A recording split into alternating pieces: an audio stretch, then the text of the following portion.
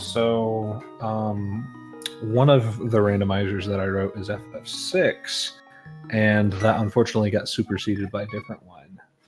Oh, And similar things, just rearranged skills. Oh, and our runners are off.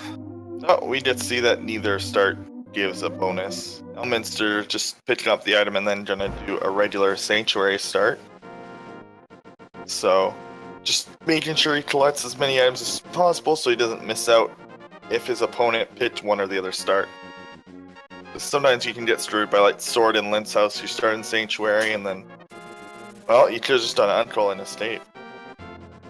So for those who aren't familiar with where we are in the tournament, we have passed the Swiss stage and we are now in the group stage, which is a round-robin stage. This is, as you can see, Elminster's first match within his group.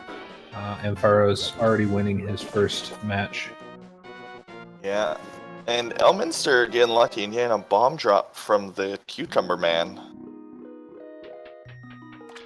So ooh, there's a can of Samaria in the wall or under the tree. That's probably required, but it's not guaranteed to be. That's very interesting. Let's see, they just need Turtle Rock and maybe a couple spots in Ganon's Tower. Elminster's not a headless link, he's a pair. Like it's a short, like kind of weird, like not weird, but like, you know, pear-shaped green body. There you go. That's why he's the pair. So, but yeah, there's some rupees. That's gonna be nice because that means Ampharos won't have to, like, if he wants, he can just go straight to get more bombs. But Elminster again gets a bomb, and there's 3 bombs down there. Ampharos got bomb, I guess, from the other Pickle Man. I didn't catch where he picked that up.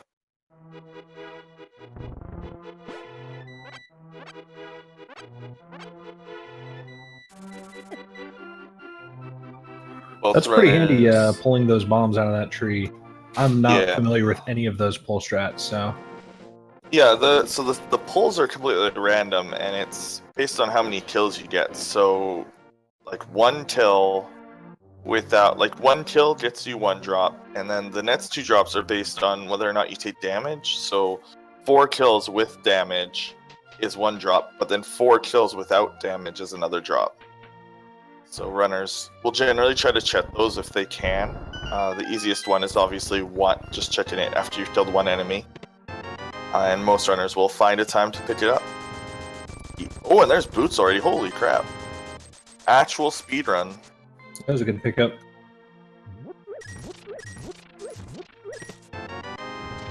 So boots and gloves already. I mean, this is pretty obvious that we're going to probably have to get that Cane of Samaria. I'm wondering if we're going to get like all these. I wonder if we're going to get like hyper indication to either Misery Mire or Sword already too. Jeez.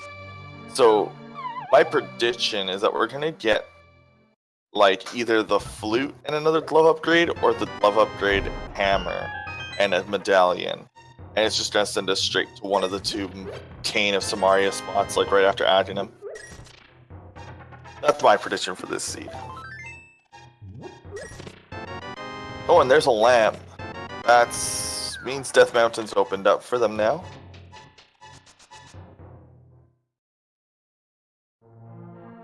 This is a pretty good village.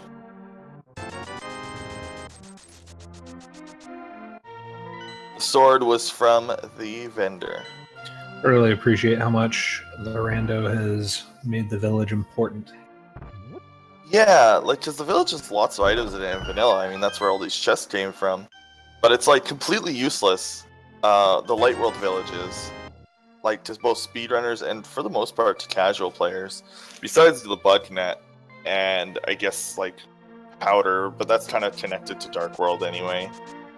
Half magic. Because you need the hammer and everything. It's like, early game, all the village does for a casual player is give them, like, direction. So like there's lots of hints, like there's lots of boss hints in this place. There's like one guy tells you about blind and like his like allergic to like how there's somebody who's allergic to the light, and one person I think tells you about cold stare. that are lots of little weird things that are very useful for a blind playthrough. And there's a medallion. Oh, and somebody pointed, so they've got cape as well. So cape, sword, lamp. So they could go straight to Adnam right now. And get the Canis Maria if they wanted.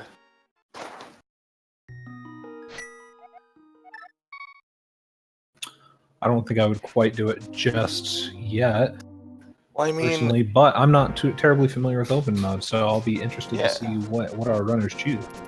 Well, Ampharos might be going to grab the Death Mountain. I wouldn't be surprised if he goes to Death Mountain, gets the teleport, and then pieces out. Like, it wouldn't be a bad play. You check the item on the cliff, you get the save point, and then you go into Dark World and you see if the Canis Maria is actually required. That would be like an interesting route, but it doesn't look like that's what he's doing. But like, oh, is Alan just gonna go straight there? Is he just gonna do the castle and then hack him? Because that, I think that's not a bad play. It's a good gamble because you like, so it would be very sad if both Turtle Rock and Mire weren't required. But the current versions, the way that they randomize it, it's actually it's very often that you'll run into C's that like kind of lead you along. Because the way that the randomizer works, for people who don't know, is it takes a list of items and a list of locations, and it runs down that list of locations from top to bottom, and then it will like match it with all of the locations. So it will take the item at the top of the list and put it in a location. It'll go down the location list, and then at some point it flips around. It's not just reading a list through. But it's so it leads to a lot of like leading you through locations. It's a very odd thing to visualize, but it's written out pretty in depth if you want to learn from somebody or from a document rather than some guy babbling at you. But the way that it works is it essentially likes to lead you. So it wants you to go through all of the like chains. It doesn't want you to skip a chain. It doesn't usually like give you hints and then just abandon those hints. Which is why you so often see runners like take their last progression item as a cue as to where to go. Which is, I mean, that's how the vanilla game worked. So it's just really randomizing the order. No, that's pretty good design, and something I wish I had thought of when I wrote the original version. Of this randomizer? Yeah. Oh, I didn't know that you wrote the original. Wow, now I feel like... Now I feel... Well, I mean, I only started playing this, like... When was GDQ? Last one. That's when I started. Summer? Yeah, summer. That's when I... Oh no, it was even then. It's like after that. Yeah, it hasn't even been that long. Is it in the credits? Look, I read the credits like twice. Sorry, people who programmed the credits. I'll read it again. Look, guys. I think my name is like the first one that comes up. It's very possible, but like usually I just close the randomizer at the end of when I see the message. Because usually I'm just mad at myself for sucking. I'll just be totally honest. I'm never happy at the end of the randomizer. And that's not your fault. That's just because I'm an angry person. I will take all the credit for trolling as many people as the randomizer trolls. I'm perfectly fine with that. Sounds good. You've been... You caused at least one of my controllers to break. So you can take that solace. I will not be issuing a refund. No need. And no, I'm not Zelda.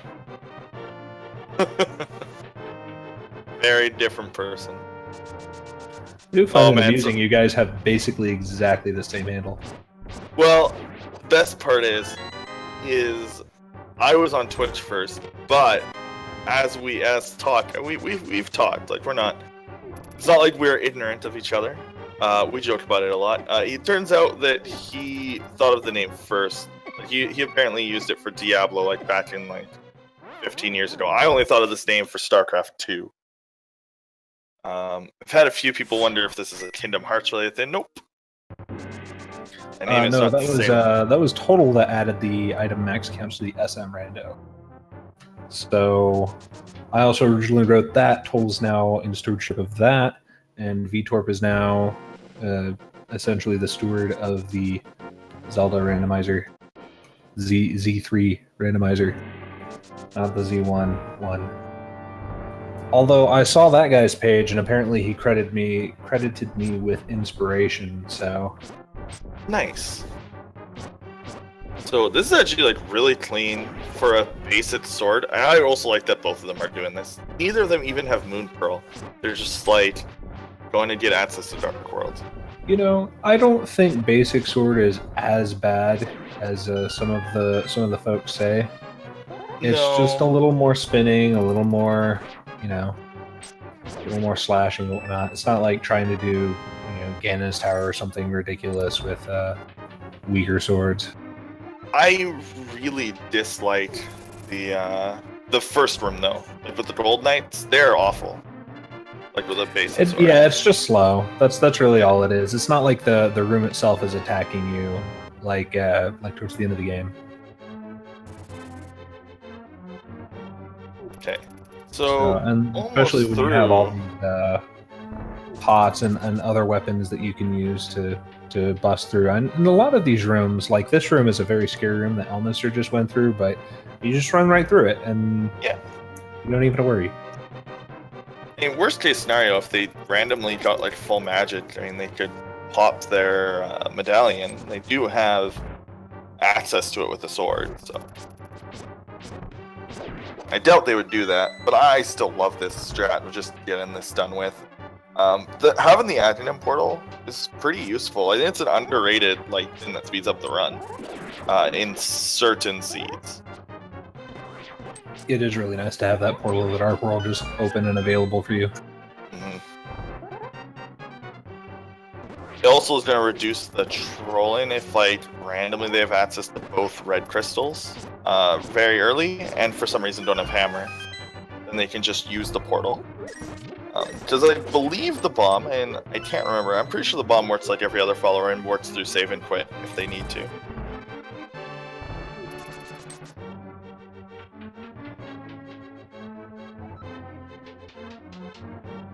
Why are they doing Additive Sword? Because they got all the signs to do Additive early, and Canis Samaria is locked behind it.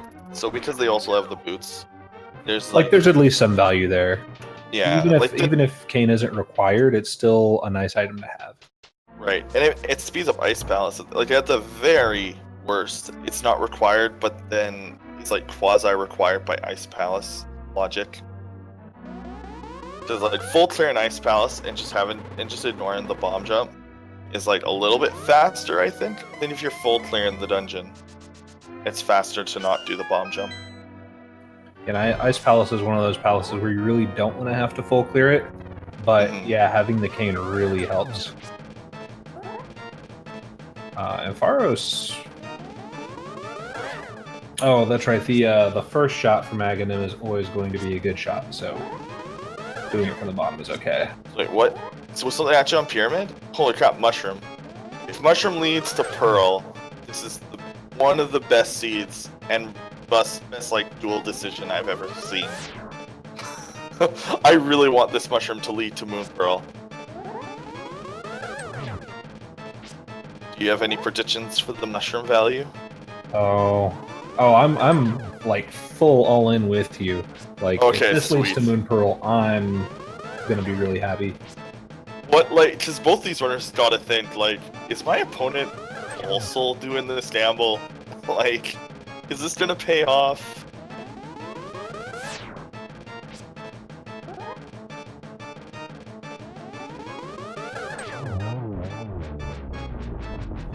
I mean, what other choices do you think they could make? What if you just did Aghanim and you didn't find Moon Pearl on Pyramid? What are you thinking? What direction are you thinking the other person could have gone that might have been better? Just check in. I wouldn't really know until I check the South Shore, because there's still a lot of items there, as well as they have access to Death Mountain. So did my opponent gamble like West Death Mountain for some reason. But I really wouldn't know how my position is until I checked South Shore, I think. That's if something big is on South Shore, then I start to worry about that adjunct play. Also, have we gotten a map check at all? No, neither runner checked the map while they're in Dark World, so we don't even know if... No, not in Dark World, no. We don't even know if the chain is required. That's, Oh, and there's the hook! Wow. So now, if I'm AA, I'm thinking, like Death Mountain. That's did where they we go go, to right? Death Mountain? Yeah, like, now I'm worried if I'm Ampharos, like, about my opponent's decisions. Because that's a big deal. And we I'm still actually don't not know sure what's if you can required. check map as a bunny. I don't see why you wouldn't be able to. I'm pretty sure you can. No, you can, because people check it on, like, the way to Death Mountain, like, if they've ended up on Death Mountain without a Moon Pearl. And they have the mirror. Like, I've seen people check it before. So I'm, like, 90% sure.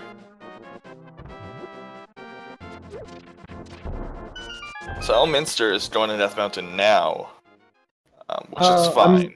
I'm good here with Ampharos. Go ahead and checking all these items here in this cave. Because there are 5 items here. Plenty of goodies to be had. It's like, with the save and quit, Elm's, like, barely losing time for checking the top part of West Death Mountain. And not checking it, that's fine too. Just stay on the save point. Okay. Not amazing, but some conveniences over in the Hylia cave. And people are saying the old man had the silvers. I actually missed that. I thought it was just regular arrows, but that's pretty sweet.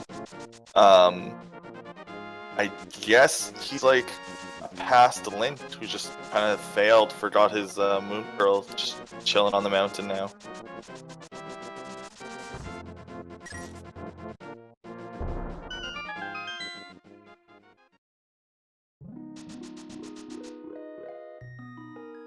So Elm's about to get his hook shot, or got his hook shot, and is gonna get. Pretty sure it was nothing from this spot. Also, AA not skipping the ice cave.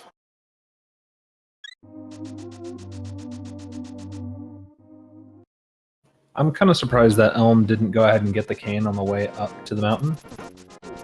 We'll see if Ampharos does that.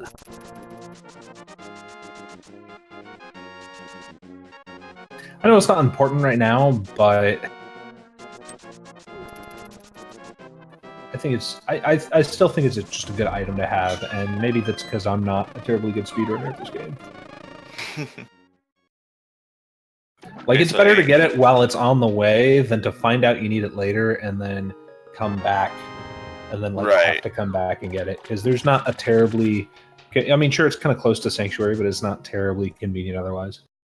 Right. I mean, the only other time is like when you're checking like Skull Woods with the mirror, or the ledge right here with the mirror is a really good time. I know runners who don't check the cave unless they have mirror and they're already checking the like bumper cave. I missed. Did Elm check the Hylia cave? Did he? No, he does. He didn't. He doesn't have. He doesn't have blue armor. I mean, that's or does he? Actually, it's hard to tell with his sprite. Wouldn't his sprite be blue right here? Unless the headless sprite doesn't have, then whoever made the headless sprite needs to fix it. So he grabbed the hood shot and came right up. That's fine. So,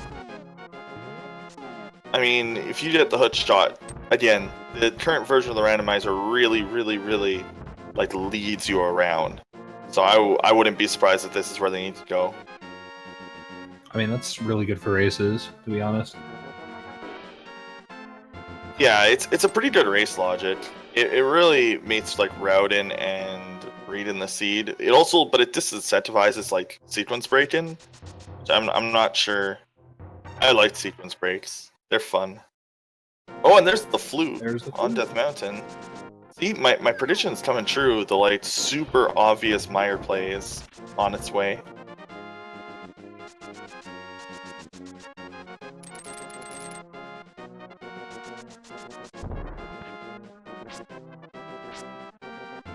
Okay, and here's this cave. So this cave could have Moon Pearl, but I still want it to be on Mushroom.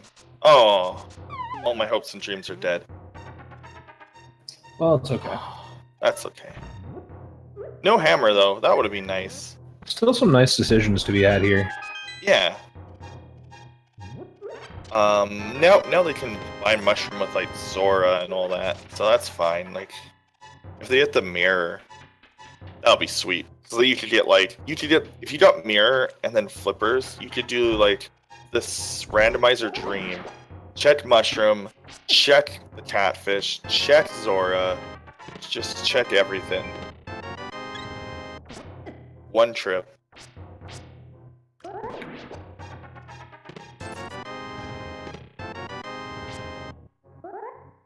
Yeah, AA does have silvers, as you can see on the GUI. Yeah, he has to because he got here. This is impossible to. This seed, it is impossible to miss silvers. There's absolutely no way to miss silvers on this seed, which is nice. Considering they started with a sword and a cape, which means that they're not really. That they could go this whole seed with just this sword until they find Master Sword. We're not playing swordless. We don't get to hit Ganon with a hammer. So I'm finally going to get the cane. Yeah. Realizing that maybe with this flute, it's probably a good idea. This flute's going to possibly lead to an early mire. Especially with the hook shot and the boots. He's got a light source. It's a pretty big indication.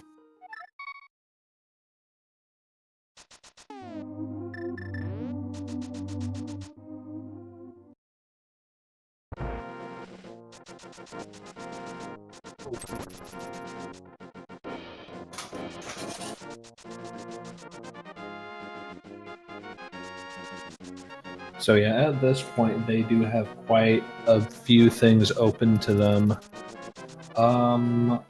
Looking at what we've got right now, I'm thinking maybe Thieves Town is a good place to go. I mean, it all depends on what our crystals are. Neither runner has done a map check. This is very strange. But Right, yeah, it is pending on crystals, of course, but Thieves Town does have, quite a few good items in it. I pretty much always check like the first 4 items, regardless, and then kind of base my decision on what those 4 items were. Also, Elminster is going to... I think he's going to go turn the mushroom in. Oh.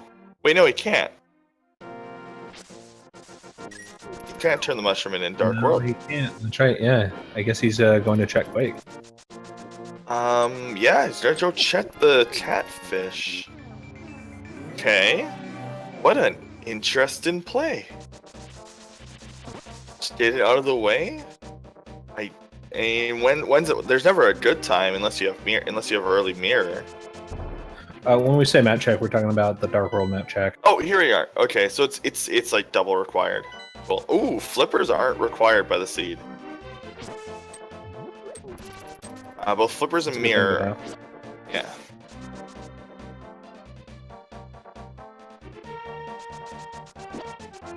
Oh, and there's the Master Sword from the catfish, and both runners are going. What is this? This is crazy. These 2 runners have like the exact same ideas. This is pretty sweet. Makes you wonder if there's something that's like signaled to them that we just didn't catch. Probably, if anything, the lack of extra Dark World access and the late, like, hook shot, maybe. Maybe both those things kind of made them think this was the right play. And Elminster checking his map now. So, red crystal we know is at Skull Woods, so the other red crystal is in the light world. I think I only saw 2 crystals. I'm not sure if I saw a 3rd in the light world. The commentators do the UI updates, or is it the streamers? It is actually a fourth person, which is a tracker, and it's specifically set to tracking.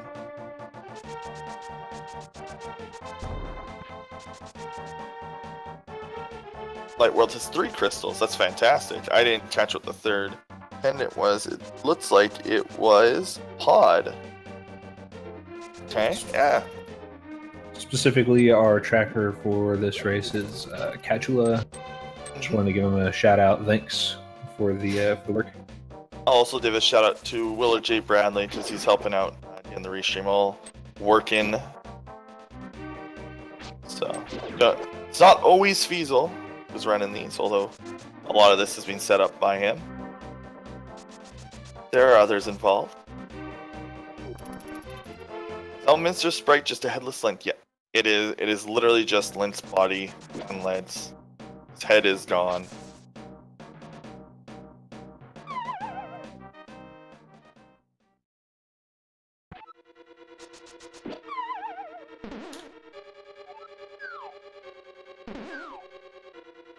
Yeah, Stallwoods is a red crystal, but I think that at this point it's not completable right now. I'm not sure why he's.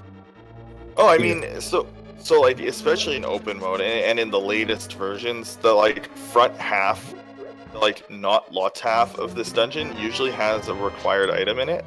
It's like the last version of the randomizer, it was like 45% or something like that, and like this version, I haven't seen like solid numbers. It's a little bit less though, for sure. And that's just because they changed it's like Mothula can't have a key to prevent soft locks. So it like lowered the front half's value by a little bit, but like not much. So checking this front half is like super good.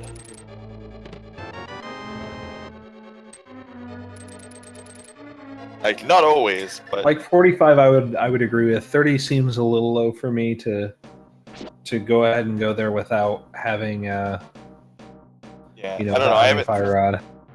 I haven't seen the numbers, so I don't want to say a definitive number, but it's less.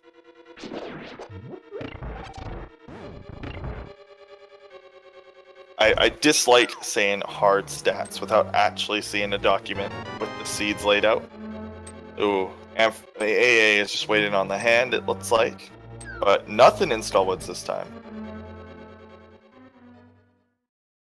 Yeah, like I called very, very early in this seed signal, C is also saying it. This looks like an early mire with all the items that they have. They get a third medallion, so they have access to the Turtle Rock actually. Well, once they find the other 2 items for it. But it's nice to have all 3 of the medallions just there. Oh, carbon fairies. Interesting.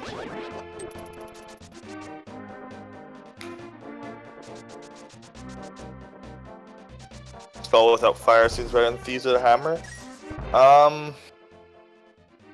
Thieves without hammer sucks because you're losing out on that one chest, but like Stallwoods without fire, like it's like at least you can Thieves Town without hammer. Yeah, and there's a pretty decent chance that without Fire Rod, you just don't get all the items in Stallwoods. Now it is a crystal, so it doesn't matter in this case as much.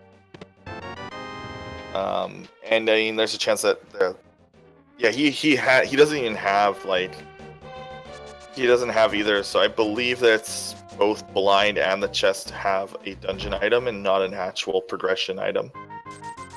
So we're actually fine this time.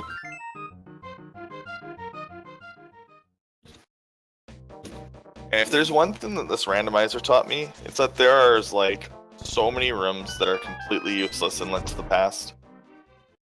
Like, there's so many rooms in these dungeons, especially Dark World, that just literally have nothing in them, even in randomizer. Oh yeah, I've been victims of those rooms long. You know, when I first played this as a kid, right? Oh my gosh! Like you just go into these rooms and it's like, great, I just wasted a key here. Oh, POD was the worst for that. Oh my, no, Stallwoods has like actual traps to like make you have to reset. I swear. That dungeon's the worst for it. It's like you really don't realize how many like Thieves Town, what we're in right now. Like this entire first half of the dungeon is meant to like confuse the crap out of you. Because like it teaches you can walk, like I don't even know if you like had to walk under things before this dungeon. That's a good point. I mean, no, the first dungeon has some of that, you know. Oh yeah, that's true. At least, okay, that's true. The game does teach you pretty early, pretty much everything. I'm pretty sure that you learn all the mechanics, like non-item specific mechanics, in the 3 Light World dungeons, or it is like 4 or 5, like between everything from escape to Addinum. Pretty sure you learn all the like general dungeon mechanics. This game is like very good at self-teaching.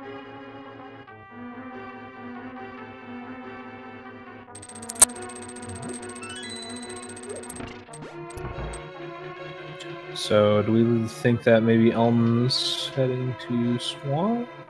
No, no mirror, and it's not required. Send to Hype Cave and then Hype Cave. probably making a decision from there. Something's gotta be in Hype Cave, I think. Man, it would be great if I thought before I... Flippers, okay. Kind of useless, but... Flippers suck, because now you're like, oh, what is this gonna lead I mean, to? there It's not could required. always be something like Fire Rod and Ice Palace, right? Yeah, I mean, also Zora. Now you can just check those. So that's okay. He's pulled out his flute.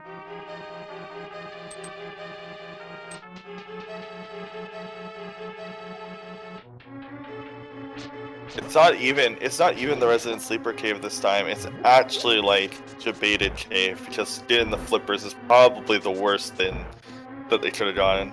Also, okay, so this made sense actually. Check in the witch and then go into Zora. He has the money for it, just barely. Oh, and half magic. It's a welcome sight. That's nice. I think half magic is always one of my most wanted optional items. Yeah, it's like one of those items where you like almost non-jokingly, when you see it on the pedestal, are like, you know, that's almost worth it. Like, just from like the how much nicer it makes the run. Obviously, you never just do it, but The question is, are there any non-required items that you would get all 3 pendants for? no, I don't think so. Like I a think so, third, not even something like Gold Sword or... no, like Gold Sword's not really worth it. maybe tempered if like I really don't want to search for the silvers. Like if, okay, I guess, okay, it depends. Do we know what the pedestal item is very, very early?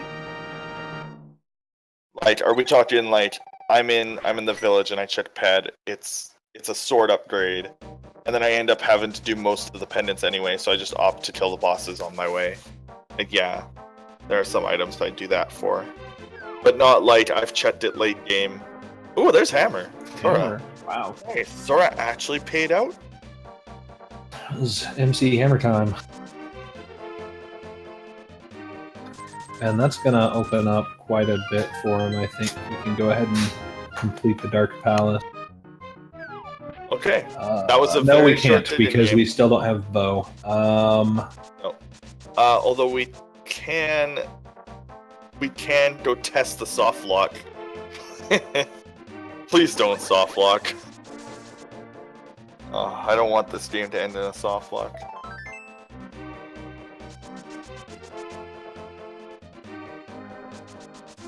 But yeah, that hammer's pretty good. That gives Elminster some direction. Direction directly into Swamp Palace if you have the mirror. Oh no. Is this Ice Palace? Is that what Elminster just realized? That this is actually like telling you to go straight to Ice Palace? He doesn't have Fire Rod yet. He can't go to Ice Palace. He has Bombos though. Oh, yeah. Oh no. This is the worst. Oh, is he checking Eastern and Sashrilla or just Sashrilla? Probably just Sashrilla. Actually, does Bombos work on the opening ice dudes? Yeah, Ice it battles? does. Yeah, you can progress through the entire dungeon without Fire Rod. Fire Rod's like only required to access Mothula and kill Trinets. Well, obviously, I And didn't put that logic when I wrote it. No, it's I think relatively new, but it's definitely. Oh, there's the Oh, mirror. found the That's mirror. a big. Wow, that's a Sphere Zero mirror. And look where Ampharos is going. Wow, what? It's up, but these guys are on like the same way. I guess this is why they're in the tournament, huh? The fact that I'm not thinking of doing any of these Yeah, plays. this is why they except for- made the cut. Right. Okay, that's a good point. This mates essentially mates Pod a better play because Pod is awful without mirror, but like isn't too bad with it. Oh yeah, no, I think Pod is the right place to go for sure. Remember when earlier we were discussing like, what if your opponent, like, what are you thinking about your early Adinam gamble? Because now they're seeing like a Sphere Zero mirror and a Sphere Zero like hook shot, and like Moon Pearl was on Death Mountain. Oh yeah, I think if I'm either one of these runners, I'm worried. Oh, Ampharos is doing Ice Balls. Okay, finally we see some route divergence. No, he's not. He's doing right. He doesn't have the. Okay, never mind. Oh, I got baited. Oh, he doesn't have half He's gonna magic. check Zora.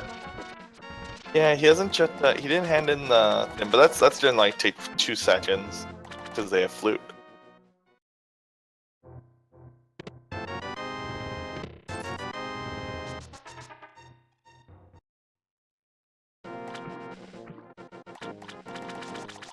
Oh yeah. Okay, thanks guys. Right, no gold glove.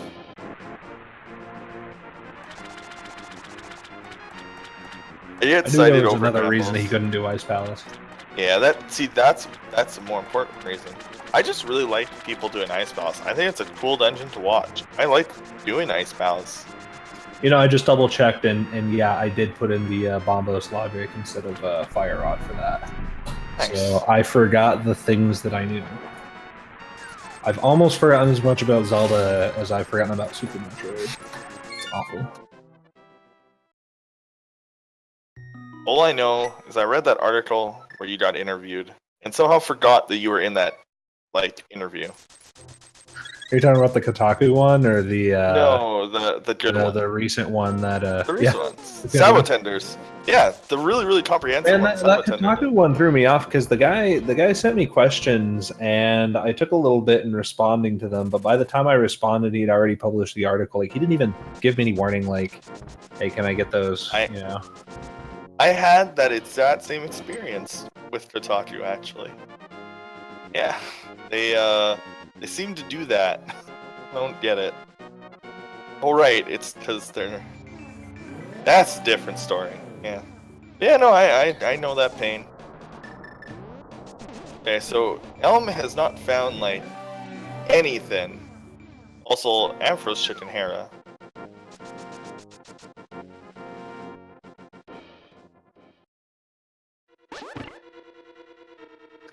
Well, the good news is we can get everything. No, here, we got the so it's bow. a nice quick. That's actually a big deal. Holy crap, that's huge for Elminster. Sorry for interrupting you. No, that's good because that means he can actually finish Dark Palace now, right? And Eastern, which I believe is Crystal. Yeah, because Old Light World. Yeah, that's actually massive for Elminster. Finding that bow.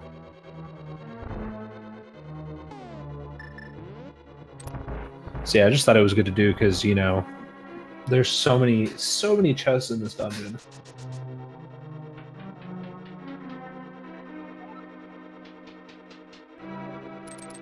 So soft lock? Can it soft lock? There's a potential soft lock in version 2.7. Yes, there is. Sorry, that was the first thing that I saw when I hopped on the Right. Rando server, and it just made me laugh because, man, Palace of Darkness. Is it? It's so. That's been a problem since like day one. Right? So has that been the hardest dungeon? Since we have a dev, I may as well ask, is that the hardest dungeon? Because it seems to To run like into a lot properly of... logic and route, like Yeah. to make sure that there's no soft locks. Oh yeah. Okay. Oh yeah. There's always been some issue with pod. Is there anything even close? Like a Or the skull would rock seem... kind of comes close. I know... Ganon's tower would be an issue if we didn't like take out that one key door. Wait, there's a key door you took out?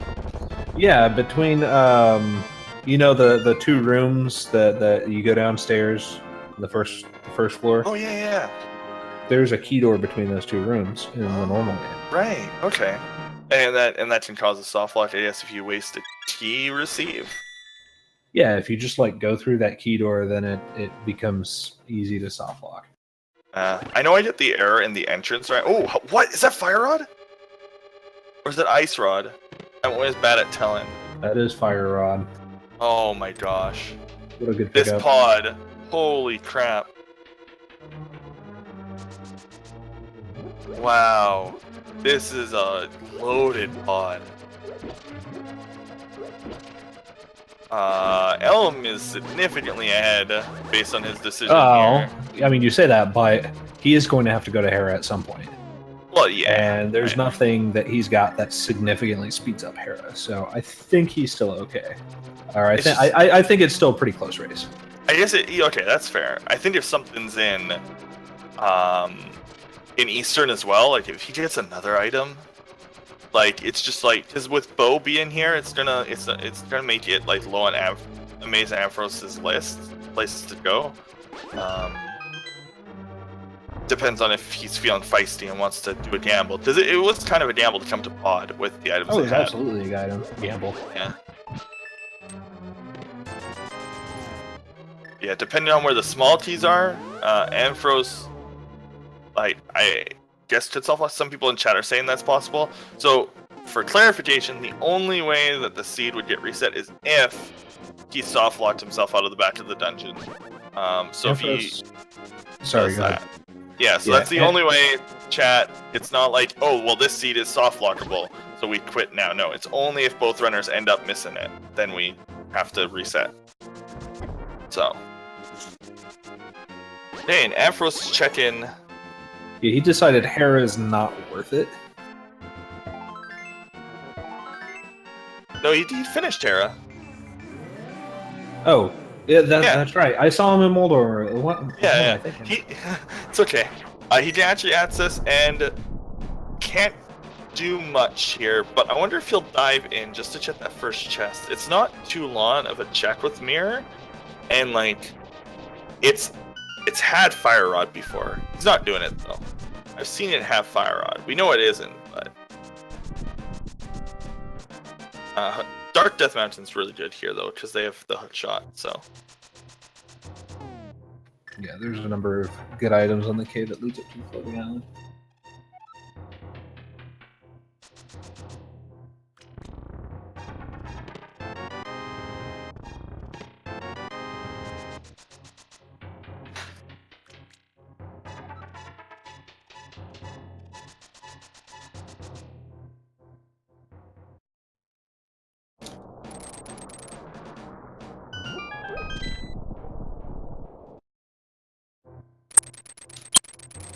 Myths were in Hera itself. Oh, you know what Ampharos might be doing? He might check that chest. He'll save and quit here, or he's gonna save and quit. Oh, that's not good. Oh, sounds like we got the speed gaming chirp.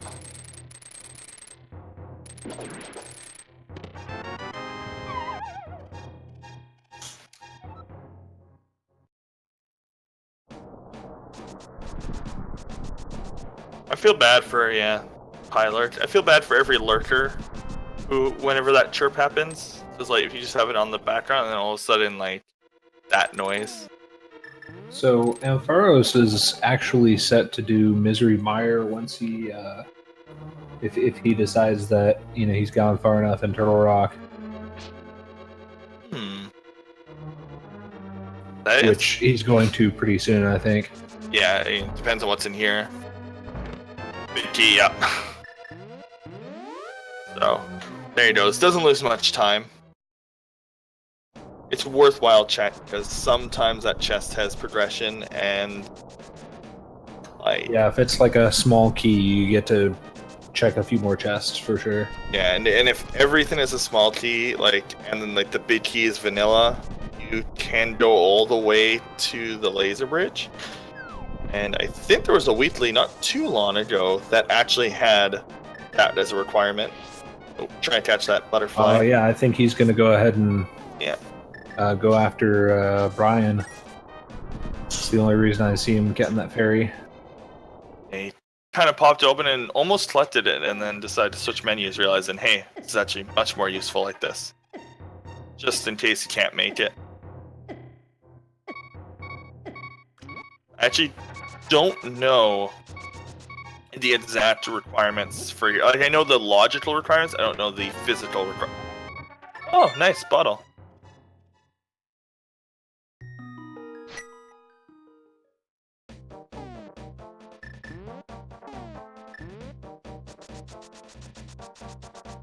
Will Elm do Hera? Eventually, when will Elm do Hera? Sorry. That is a good question. But I am perfectly content with his strategy here. Like, between the two runners, I definitely like Elm's position better.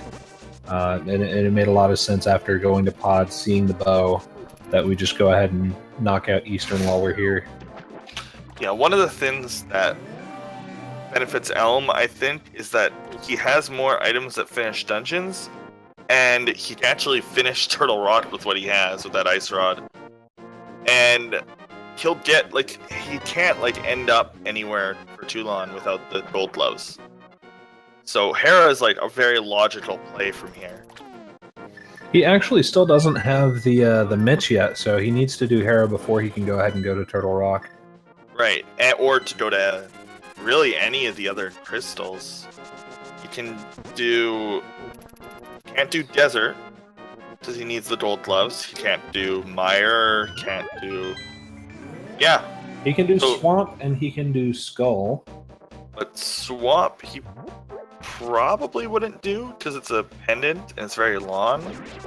Yeah. Oh, geez, wait, are we in... Wait, we know all the items for Go mode. All Elm needs to do is go to... I think he goes Hera. to Death Mountain and he's good. Yeah, he's in Go mode once he gets those gloves. Oh, and oh yeah, and this is the other thing. Ampharos has all this overworld he can check with the Titan's bands. So that's actually a big deal for Elm. Like, that's another thing that Elm gets a benefit from. Is Ampharos doing the fancy check? No, he's not. I thought he was going to do the fancy check where he goes into Light World and then finishes it up. Like, well, in Dark World, because it actually remembers what peds you hit. So, I always thought that was a cool little thing, that the game actually knows which peds you hit or didn't hit.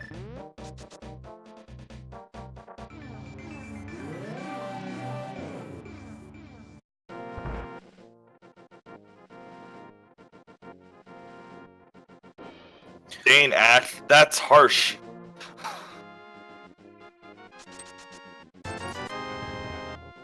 But yeah, it was nice that Elm got the cane before he. Wait a second, didn't. Okay, never mind. Yeah, they both did. They both had the cane. Yeah, I'm pretty. Yeah, yeah, they didn't have to fight in that room. They just kind of stepped in. Oh my gosh, is he doing the trick? Then he is. I hate this thing. I hate this glitch because I think it's so over talked about how good it is. It seems like Magic Bat has a really low chance of having items on it, but I don't know. I don't know the actual numbers, but I like never get anything from Magic Bat. So Wait, I don't what like did he the guy. get? He got money.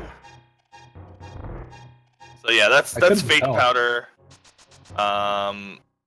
People who don't know, it is a glitch that actually exists in both versions of the game, like both Randomizer and Vanilla. It's just much harder to do in Vanilla because the text prompt you get for no magic.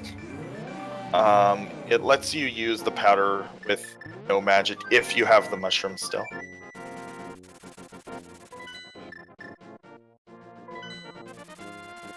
I wonder if anyone's like, any like players like decide to do NMG after learning about that trick. It's like you could save time by getting, like, if you're bad, but like, just not getting the powder. No, because you need some Mario. Never mind. Still a weird trick. This one weird trick made Selnus angry.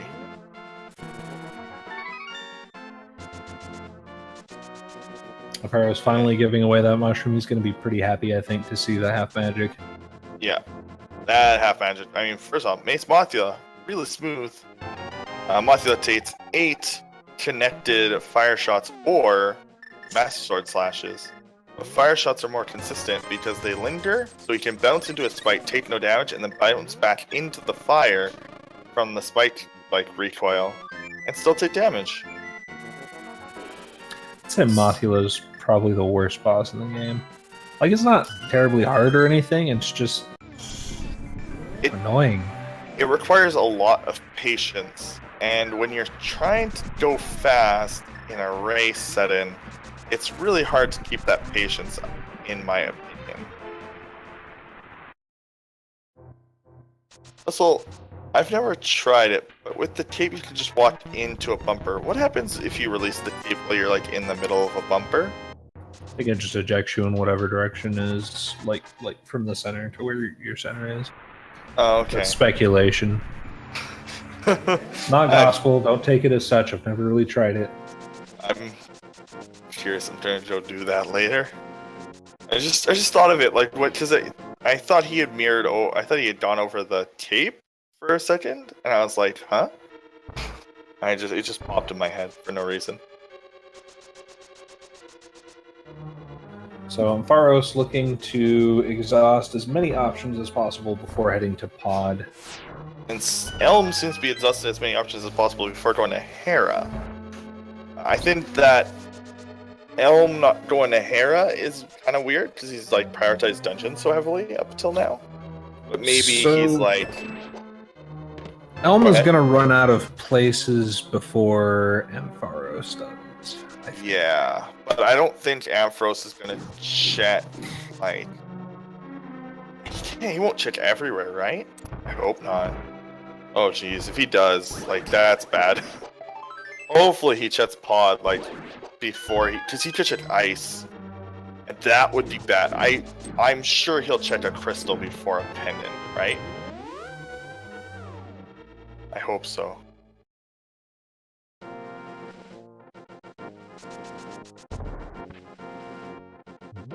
Yeah, once Elm goes to Hera, he will be in go mode, but he has to actually do it. Yeah. So I see him pulling out the ocarina. Could he be going? It's gotta be like the only... Yeah, here he is. Yep, there we go. So, we're gonna have a sub-hour go mode. Pretty sure. Unless he like goes to Dark World first. But he's not. He's going straight to Hera. This is going to be a very good go mode for him because this is going to get to go mode Meyer, which sometimes isn't very different. But with the bid key location in Turtle Rock, he can skip most of it. But I wonder, I don't know how comfortable he is on Master Sword. So I wonder if he's going to check places on the way just because of how early this go mode is. Oh no, Ampharos got tempered. I missed where that was. Tempered was in the map room of this palace, of Desert Palace. Oh yeah, you do it. Elm will probably end up with that. So yeah, that's gonna be pretty good for Elm. Having to do this without Fire Rod or Silvers on Ampharos' side, which is fine because Tempered spins. I think it's just 2 Tempered spins. So it's not the worst fight.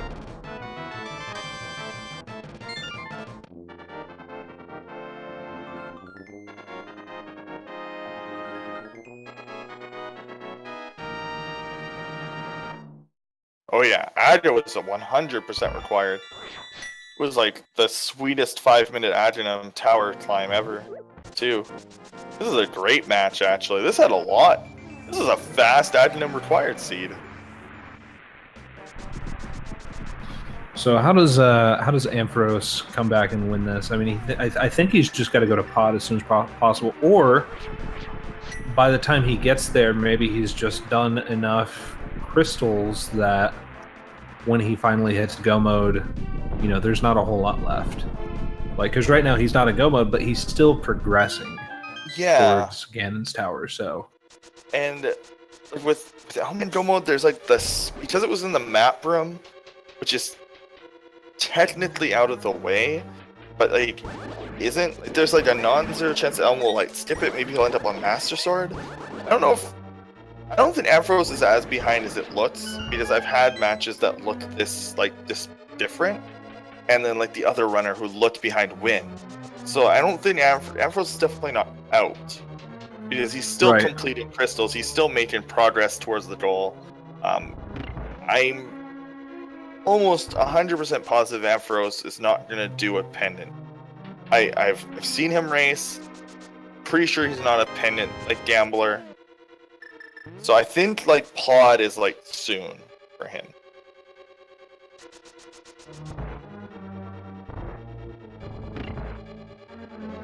Now some people in chat are saying he's light years behind, and that's also possible. A lot of what I've casted in this tournament and watched is actually from the secondary, where the skill levels are quite a bit different. Like both these runners are top runners of this game. I think if Elm gets tempered here, then he's in good shape. Oh yeah, if Elm did, like I said, everything I'm saying it kind of hinges on like Elm stipping tempered here. And it looks like he's not going to. I mean, yeah, he's doing. Oh wait, no, he's exploring around. Yeah, this is this is the small key. So yeah. Yeah, no, he does need the big key. So yeah. Yeah, he's gonna check this room right here. So I wasn't sure what the big key was. I actually missed it. So we'll see. So whoops. Yeah, no. Yeah, that stuff was in pod.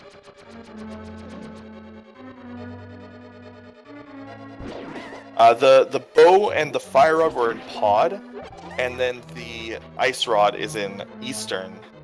So it's like right in the same area. The sea was very like vast. You just kind of got everything, like, and then some, like the basically free half magic too, like. And Ampharos has to do this room with the torch instead. Ugh.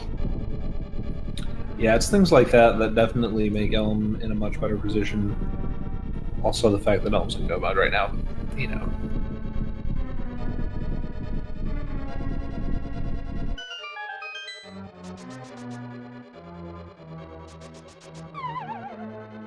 Yeah, it wasn't Elm going to Zora, in my opinion. It was Elm going to pod when he wasn't necessarily able to complete it.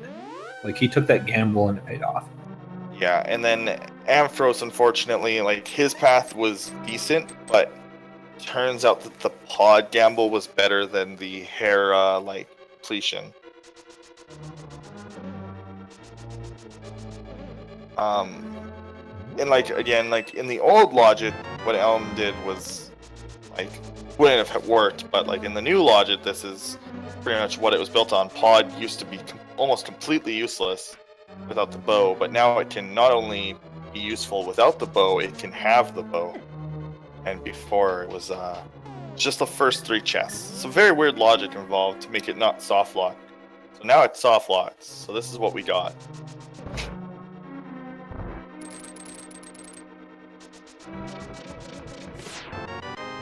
Yeah, also Elminster's execution is very, very good. He's a like top no major glitches runner. He's a top ALTTP runner in his owner set. Just a good, both these runners are actually just really good at this video game.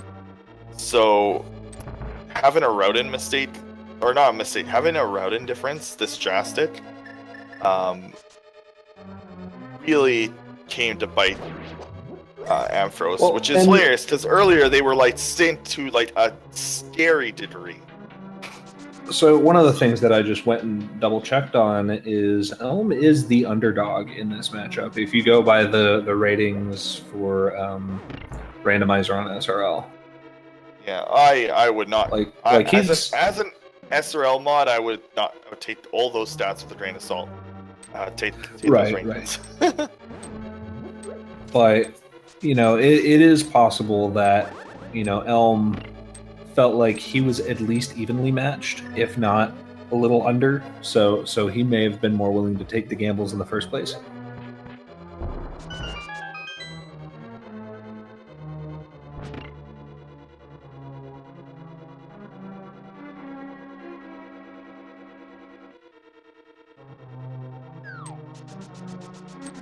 Yeah, for this race, Lumberjack was Canis Maria.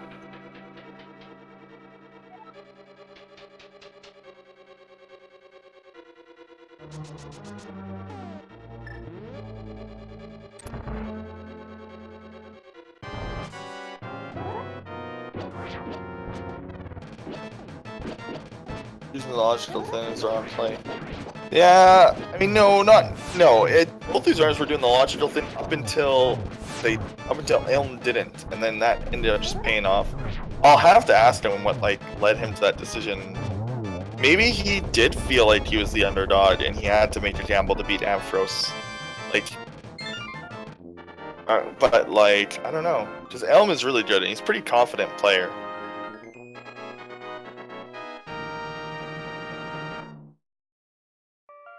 When Elm did, yeah, who was the commentator? Well, you can see that at the bottom. It's Deseret. Oh no, I think Ian is talking about this previous race where they supposedly rubbed it in Terror's face that he made a mistake and lost the race because of it.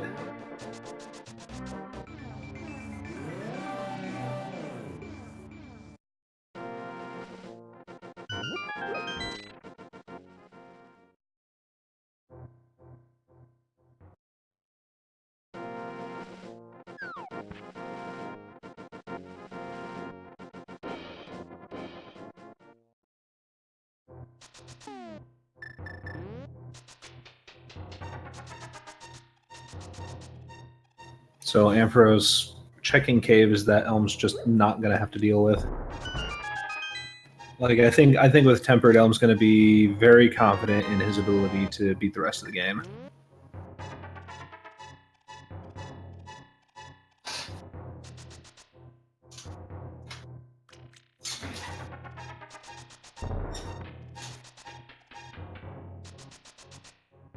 That was a really good fight from Elminster. Well, I mean, Silver is really pretty easy fight.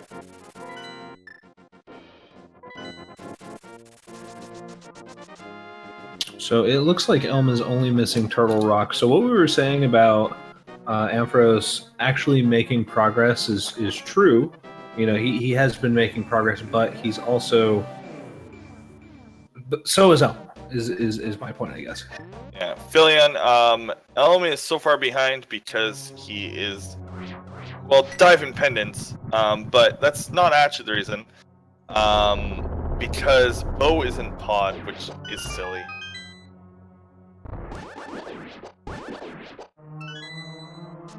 So Ampharos may not even be in Ganon's tower by the time Elm finishes.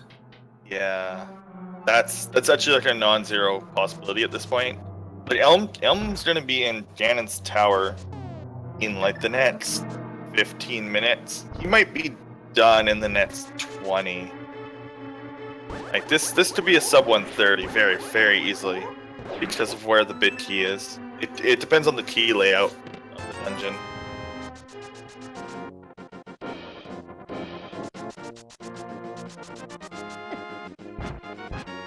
G-Corp is also bring up a good point.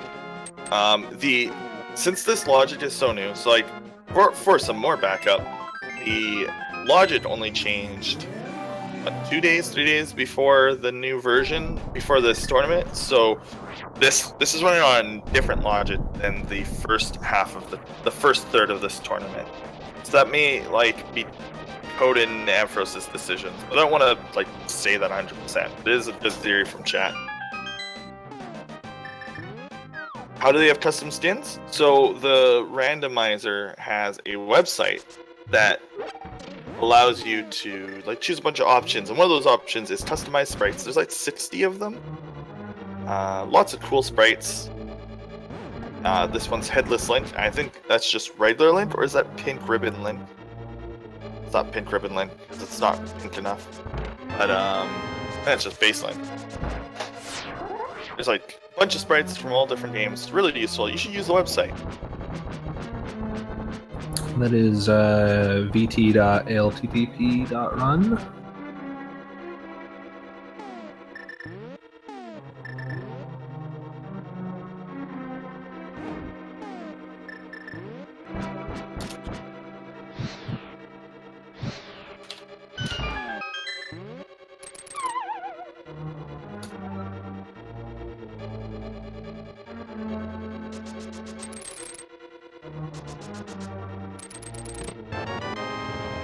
Yeah, this is actually what we. Man, how many weeks is this for this mode? I'm thinking about so many different things in my life. This is week 3. That's actually kind of crazy to think that both these runners only have one game. This is like Ampharos' second game. Some runners are done with all 4 of their games. That's actually very impressive. Yeah, some people really like just put it out. Okay, yeah, I am right. Week 3. That's actually probably a good strategy though for both these runners to like take it slower because of the new logic. So I think that's like nobody was forced to like everybody could have just opted not to do their match the first week. I think there's 4 people in our group, so I think they were given 4 weeks to do their matches, like one spare week. I don't know though. I am not in the tournament, so didn't get to see any of that. I didn't read into it. They either have 3 or 4 weeks to complete all their matches. So yeah, Ben is 4-0. Andy has not finished his group matches at this point, but he does remain undefeated. Of other people that did finish, TGH is 3-1, and Kyle LPN is also 3-1.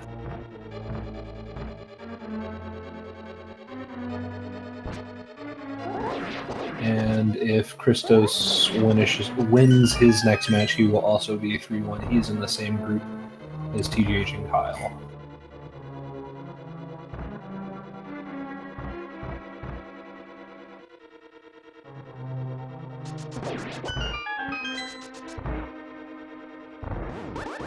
Also, I wonder like what Ampharos has got to be thinking. Like, oh man, screw this seat, because he's not gonna find anything. He won't find anything useful unless he goes to pot. Which will feel just awful. It feels awful right now just looking at it. Yeah, like even before this, he's just got thinking, man. Well, no, because he's probably just thinking, okay, well, whatever. I have to dip a pen in post V18. This is fine. He probably doesn't think anything of this seed right now. This is a pretty average seed from his perspective.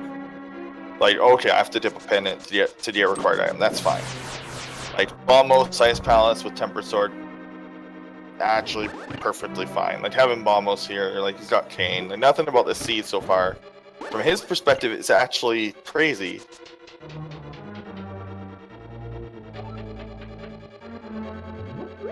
That was 3 items. I'm not sure. I wasn't keeping track. I've been watching Elminster just crush this dungeon. Like, he's got to be on top of the freaking world right now, right? Like, oh yeah, there's no way that he doesn't feel fantastic about what he's doing right now. I wonder if like, because like from his perspective, he literally probably, yeah, he might be worried because of the gamble of the original. No, he's gotta know that he's gotta have a very solid run right now. Oh yeah, I mean, sure, but he's wondering like, is Ampharos made the same decisions? But maybe he thinks, oh man, that pod decision just put me so far ahead, it doesn't matter, which is what it is.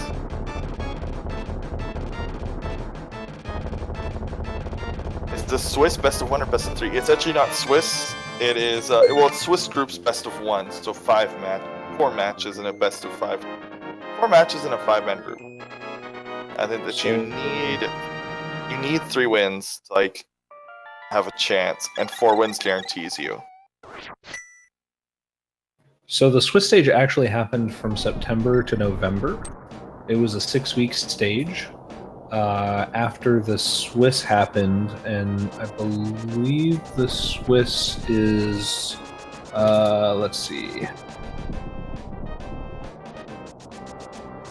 Doesn't say anything about did I whether it forget was to- like best of 3 or whatever.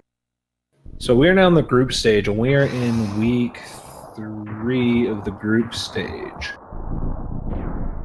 So I suspect all of these matches are best of 1. Once we finish with the group stage, we are going to have a top 16 bracket.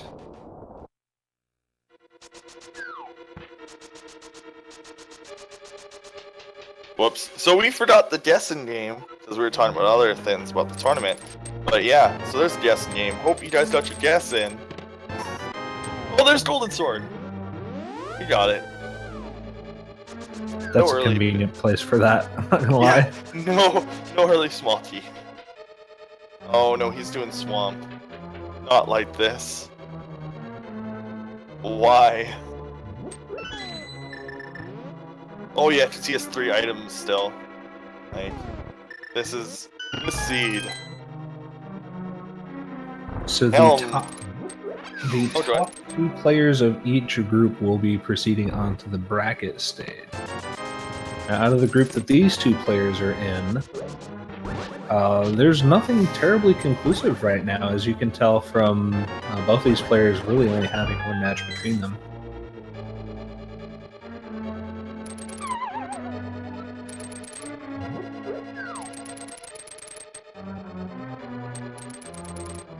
So anyone who's 4-0'd their group is definitely guaranteed to make it. I think in the case of Group H, if Christos wins his, that's going to be an interesting situation, because we're going to have 3 2-1s. Or sorry, 3 3-1s.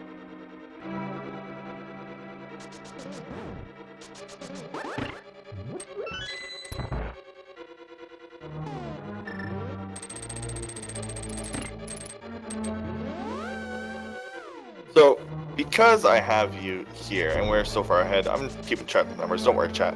I am curious. We had this debate in the chat earlier a while ago. What language is Spaz programmed in? Or at least, what do you have to? Yeah. The current randomizer. So right now, this is assembly, right, or something? You have to work with assembly, right? At some point. There are definitely a lot of assembly tweaks. Now, all of that stuff was done by Carcat and Small Hacker. Nice. I'm not sure if Vitorp actually did any of the assembly on any of the things that he was working on, but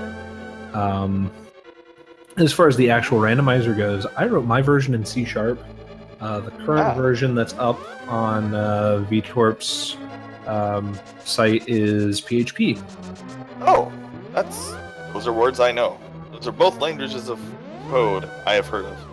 That's cool. Hey. That settles that. So, that I was wrong. I admit I was wrong. People who are in that discussion will probably watch this VOD later. Oh, what did you think it was? Well, I thought I read in an interview that Link to the Past was in assembly, and so was Metroid, and that's why it was like somewhat easy for you to work on both. I must have misread something, so I'm just going to reread that really good interview. So I'm actually bad with any sort of assembly. Like I took assembly in high school, but that was so long ago. There's a bit key, but I don't know that number. Is that 15? I lost track. 17. Thank you, chat. And now we can go. Sorry, keep going. So basically anything like assembly related, I had to, so some very minor things, like I was able to do some graphical changes on Super Metroid. Zelda's graphics are like compressed or something, so it was much harder to deal with. But anything hard, anything like the slightest bit fancy, had to be done by someone else. So there are a number of contributors to Super Metroid Randomizer. Personitis, off the top of my head, did some of the tweaks for the early game, like the world waking up off of any item. I want to say there's a few others in Metcons, but I can't specifically off the top of my head remember, who did what or whatever. Right. But for this, it's almost entirely been Karkat and Small Hacker. Now, can you just clarify? Does chat always says this? Like, Bob is in the vanilla game, right? It's just impossible to actually ever see him. Like the weird glitched sprite that people love, just above Ice Armos. That is in the vanilla game. You just can't see it without like actually physically moving Link there, like through other hacks. Oh, I don't know. Oh, okay. Oh, I thought. Sorry, I heard that, and I just wanted extra confirmation. That's a question for Vitor, probably, or Karkat. Yeah, I mean it's. Yeah, my knowledge of this game is so much more limited compared to Super Metroid. I almost feel like an imposter, like for having written the randomizer for this. Like, I just happened to be the first guy to do it, right? Right. Someone was going to do it eventually. But fortunately, when I wrote it, the community really rallied around and covered up for my shortcomings as far as, assembly. My logic was okay, but it wasn't, I obviously couldn't account for everything. And they just, they poured their heart and soul into it and just made it great. The greatest randomizer in the world, in my opinion. So. Oh yeah, this community is great. Everything about it. Also, this has just been solid execution. This has been beautiful to watch. Sometimes it feels weird as a commentator because the gameplay kind of speaks for itself sometimes, and there isn't much to explain. He's just clearing these rooms. A gold sword half magic is probably about as easy as it gets for Ganon's Tower. Yeah. Not a whole lot of point in saying, oh, that was excellent use of the fire rod there by Elminster. Yeah, just spam the fire rod. That's how you solve the gauntlet with half magic. He is also often not to check NHS. I think that's a really good idea when you're on such a good pace. First off, you could say you had a really, really, really low time. Second off, because you're in a race. There's a non-zero chance that your opponent could literally be ahead of you still. And as I said before, I'm pretty sure Elminster is technically the underdog here. I don't know if he feels that way personally or not, but the statistics say, and I know the statistics aren't terribly deep, but the statistics say on average, this fight is not in his favor. Yeah, I think Ampharos. I don't think you're wrong in saying that Ampharos is the statistically better player. I think that's actually accurate. If you were to look at big races like weeklies and other things, he's really good. I think he was also one of the 2 undefeated runners in the main bracket as well. He was 6-0.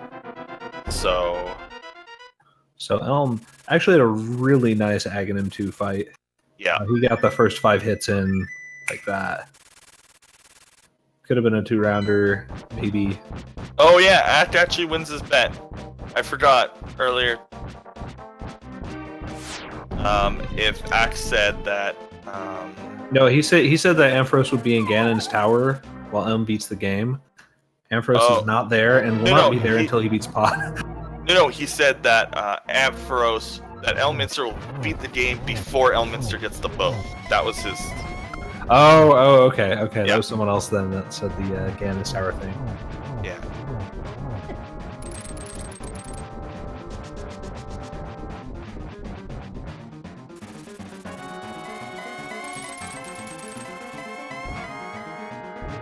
And this Ganon fight is just going to be easy. I mean, he's got silvers, he's got gold sword, he's got everything and more. Oh, we're about to get a blind pedestal fall. Seed gave us everything. Indirectly, but it did give us everything. Oh, this is awesome.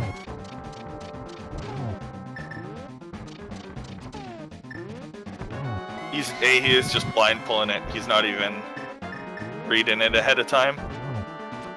Yeah, there's no point. I mean, he's already got all the pendants. Wow. This is probably a first for the tournament. And Elm's got him. Where is Ampharos headed now? I'm trying to think. Does he check in? No, he checked both. He checked everything's checked on Death Mountain for him. Does he think he's forgot something? No. Oh, yeah, that's GG. So Elm has finished with an SRL time of 1 hour, 20 minutes, and 1 second. That is... I like that it stopped on the stream at 120. Even, so I'll take it. So that's insane. Ampharos says, well, that tells me a lot. Yeah. Yeah, this is one of those times where where like seeing your opponent got done tells you pretty much everything you need to know. Basically, it's almost like a spoiler.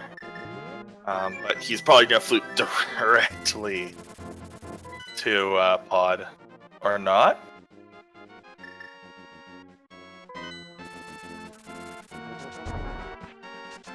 He might check the hammer chest. No, the hammer chest doesn't have anything, I'm pretty sure.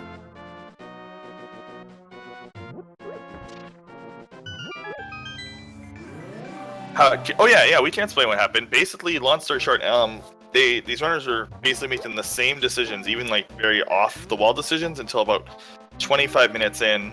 And then when Elminster went to Pod to gamble on progression, and it had the bow, the fire rod, he had the mirror already, so he mirrored to Eastern after completing Pod, which got him the ice rod, which left him one item away from go mode. The go mode item being Titans meant that there was far less light spots for him to check, which allowed him to finish the seed significantly faster than his opponent.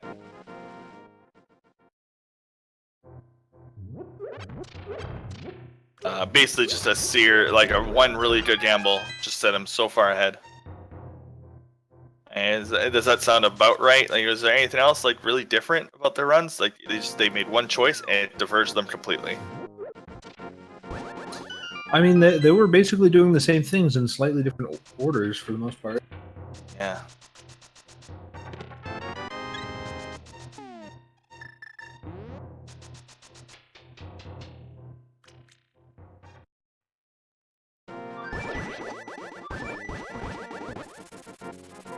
And Ampharos is going to Pod. Going to Pod, yep. So he is going to finish this out, it looks like. Like, he has legitimately exhausted all of his options, I think.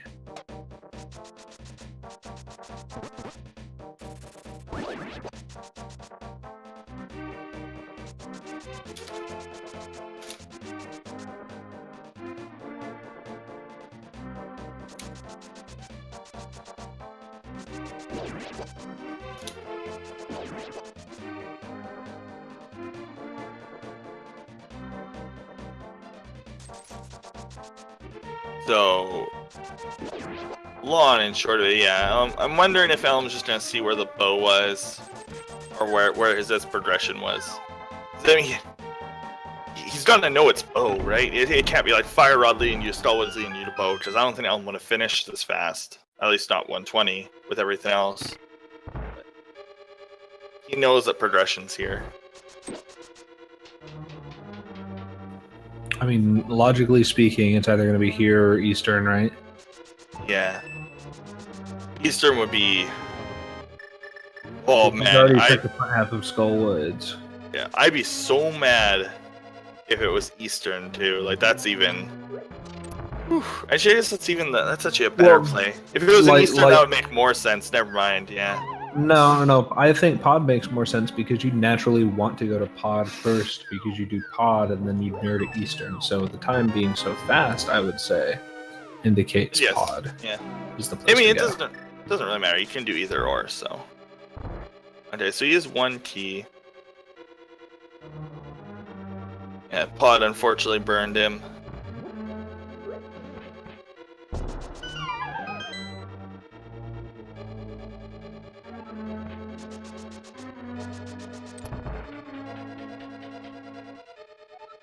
The blind head pull showed me he knew he was done. Okay, yeah. Okay, so that I wasn't 100% sure where all the small T's were, and up until I didn't want to say anything until that just wasn't a T. That I would feel I wouldn't want to be the mods of the tournament. Is basically all I'd want to say. Oh, and that's a small T too. Yeah, okay. No, it was impossible to soft lock this by like 1,000,000. That's good. You could, if like those two T's were on the right side of the dungeon, but I was pretty sure they weren't. I just can't remember the layout of the dungeon. Okay, so look at Elm's credits right now. Oh. Yes, there it is. Yeah. So it's literally so it is in the middle of the credits, but still. Yeah. It's the first randomizer credit. You're right. There he is, everyone. Desirect, my co-commentator. I'm application development. I guess that just means like initial development since Vitor. Right. So yeah, I created the initial like when they changed the credits, I was still working on the application at the time. Right. And I think Vitor had his like sort of advanced version. Because it was taking me a little while to get the releases out, and then it just started taking longer and longer because I had some real life stuff come up. But right. But I'm really happy that it's all like it's developed the way it has without me. Yep. That's a real successful project in my opinion. Oh yeah, like the fact whenever like something you start gets picked up by anyone, even if it's like at this point, I assume like progress significantly without much of your personal input. By the sounds of it, based on what I've been hearing from you, it's like really cool, right? Oh, nice it's for you. Wonderful. It's absolutely wonderful. Yeah, like, and I mean, you've brought so much joy to so many people. I'm sure you also like that. Like this is like a huge deal to a lot of people. It got people into speedrunning, which I think is always great, personally. I mean, that is pretty cool. One of my favorite videos actually about Randomizer is a guy talking about how randomizers are killing speedrunning. So. Oh. Well, do you mean the one from author, like the video? It's like a disease has hit RPG limit exactly. break. Yeah, that one's great. I think that's the video that got me into Randomizer. Just because I assumed it was satire, and then later I realized, nope, this isn't satire. No, it's actually the video that got me into Randomizer. Seeing that after RPG Limit Break, because I was supposed to go to RPG Limit Break, so, but I had gotten a new job, so I would have learned Randomizer there probably.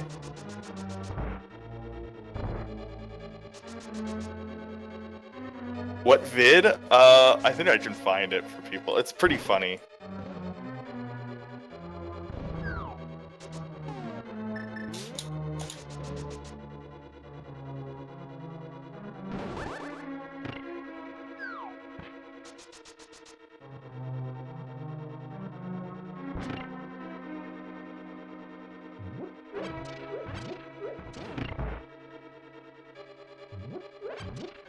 But yeah, so this is pretty much just AA, being a good sport, finishing the seed regardless.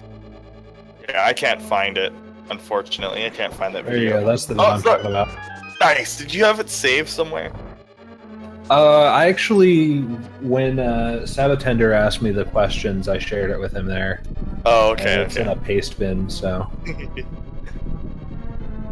Because, paste bin is the official communication medium of speedrunners.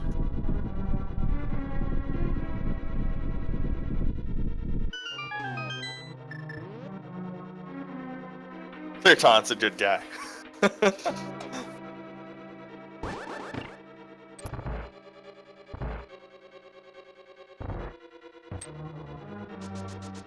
AA absolutely hates Eastern Palace without the bow. Does anybody like Eastern Palace without the bow? Ooh, showing us hammer strats. this room. I hate those guys. Turtles. How many possible seeds are available in the randomizer? A ton. Like, I feel like it's a number that's not comprehensible. It's a number that's not worth calculating. I'll just put it that way. Practically infinite. 216 item locations, right? With how many different items there are, I mean, Link to the Past is such a wonderfully complicated but simple game. And even if every item was placed in the exact same location on some seeds, there are, like, the requirements would change too to beat the seed. Like, you could have a seed that had completely different, like, main requirements with the exact same item locations, I think. Yeah, you could, just all the required items to be not locked behind anything. It's like, those seeds exist. That's a lot of seeds. Like, wow. Is there a way that you could even calculate it? I mean, you could, but... The seeds are 5 lon. No, the seeds are not 5 lon. That's not the seed. That is a hash, which is just a variable that can be used to match on a seed-by-seed basis to make sure that everybody's playing on the same seed. There are seeds that can share a hash, question mark. I think I've seen VTorp say that. Do you deal with hashes, or are they like a newer thing? So the hash was actually implemented by Carcat, and the ROM actually just does the check itself. It like just checks the block of memory where all the items are stored, and then calculates the hash on its own. Okay. So it's not even handled by the randomizer. But it was around while I was still working on it, and because the hash is so small, yeah, collisions are gonna happen. It's, you know, it's just part of just part of hashes, to be honest. Right. Okay. Yeah. So some people are saying like there are a lot of hashes as well. Like there are a lot of hashes possible because items could duplicate in the hash. You can't have bow as a hash. The most I've seen is 3. 3 and 2, so only 2 different items in the hash. That's the weirdest hash I saw.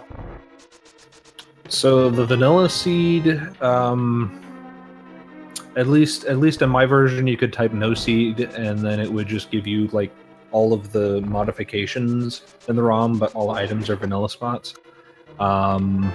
I think there's a similar functionality in VTorps, but I'm not 100% sure on that. You can do a custom game where it doesn't randomize anything. So like now you can. I don't know if it was easily doable beforehand, but now you could just create the vanilla game. At least the vanilla item location. You can put all the items in their vanilla location, and it would just randomize all the other stuff, which wouldn't matter depending on what you're doing. By the way, did you want to try and get Elman here for a little interview? Yeah, sure. Is he? Yeah, of course. Are you watching? You down? Yeah, he popped into chat, and I meant to ask him, and then he was just answering questions anyway, so...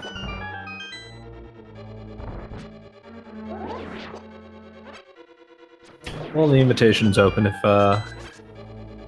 you want to hop in. Yeah. Also, yeah, the HRG GDQ race I think was really good.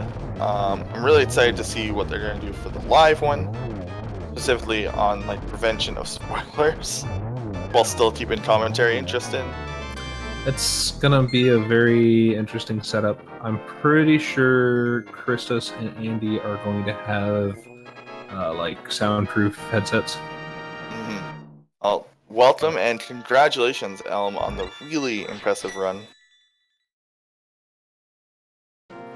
That was really quite a run. I feel like you both hit all the luck and also all the execution.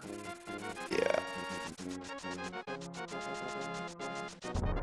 Like, you know how they say it's better lucky than good? Well, if you can be lucky and good, that's... Oh, hey, my mic was muted. Hi. You were, yeah. Hey. So I felt like my execution was really sloppy there because I was, I was pretty nervous. I know. Well, your execution at the end really- was really good. Yeah, I guess so. It was like, especially Ganon's Tower, or at least the climb was really good.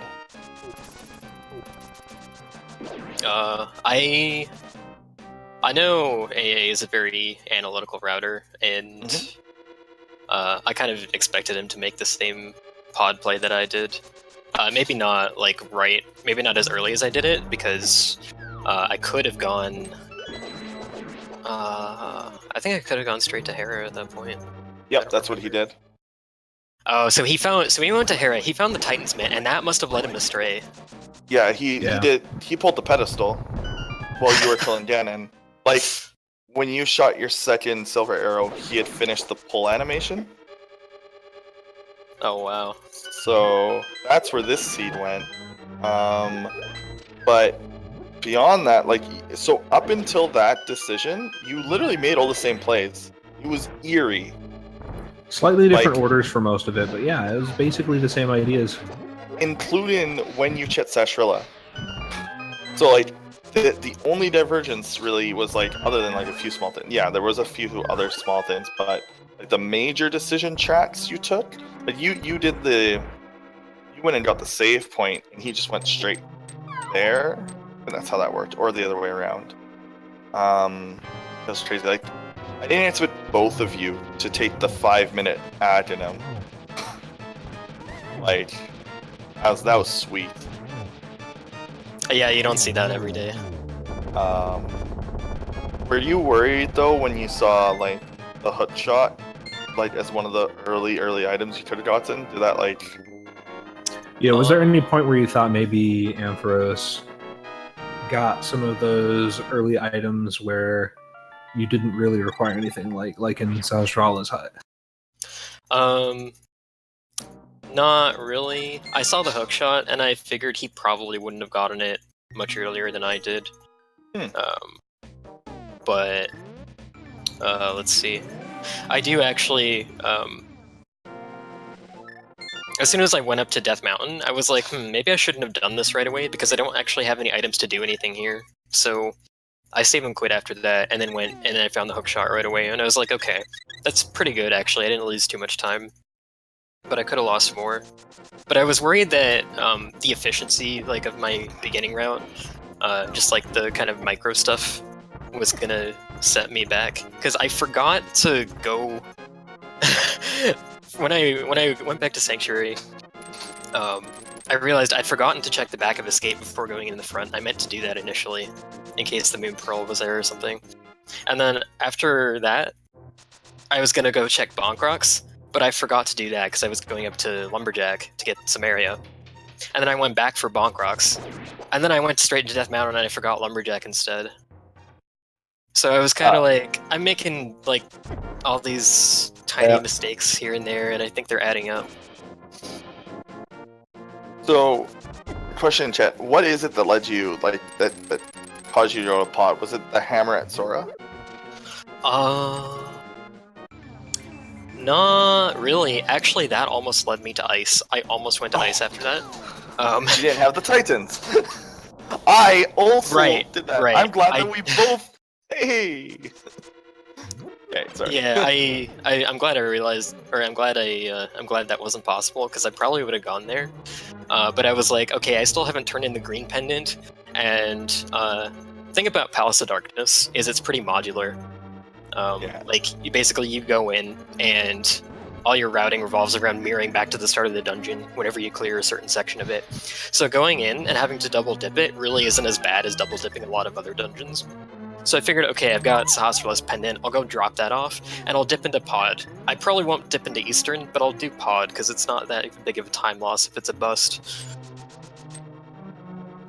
And it ended up being the play of the game. I was actually really surprised to find the bow there, I really didn't expect it. Well, not only the bow, but the fire rod, too. Yeah. Yeah, that was pretty nuts.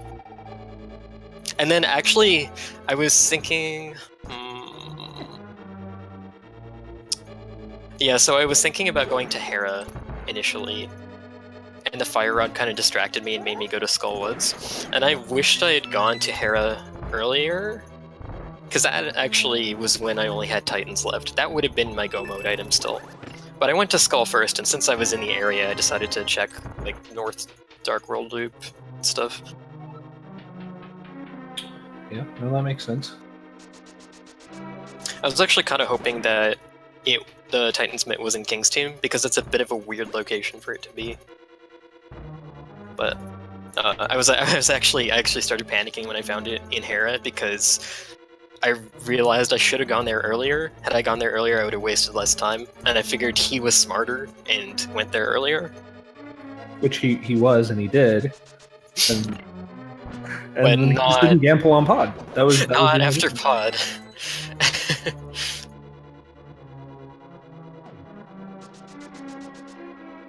But I was really sweating towards the end. I figured he was right in my tail. And now that you see such a difference, you know, do you wonder really what caused that, or do you think, like, just looking at his trackers, like, oh, he has actually everything?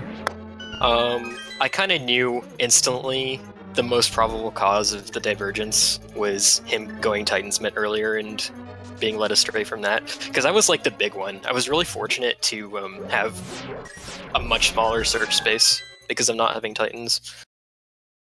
Right. That was one of the things we were commenting on, is that you would run out of things to look for before progressing sooner than Ampharos would.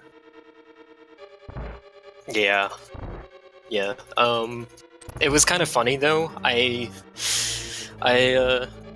went to load up the stream to like pop in and see the chat and whatnot after I was done, and I saw the thumbnail and I saw him in Swamp, and I was, oh. I expected him to be in Ganon's Tower at least. So did a lot of us. I didn't expect him to dive pendants, but I mean, I remember we had a similar discussion in the Discord not too long ago where it was like, well, I'd rather Domo thin, so like shit pendants, but I just didn't expect it to be this.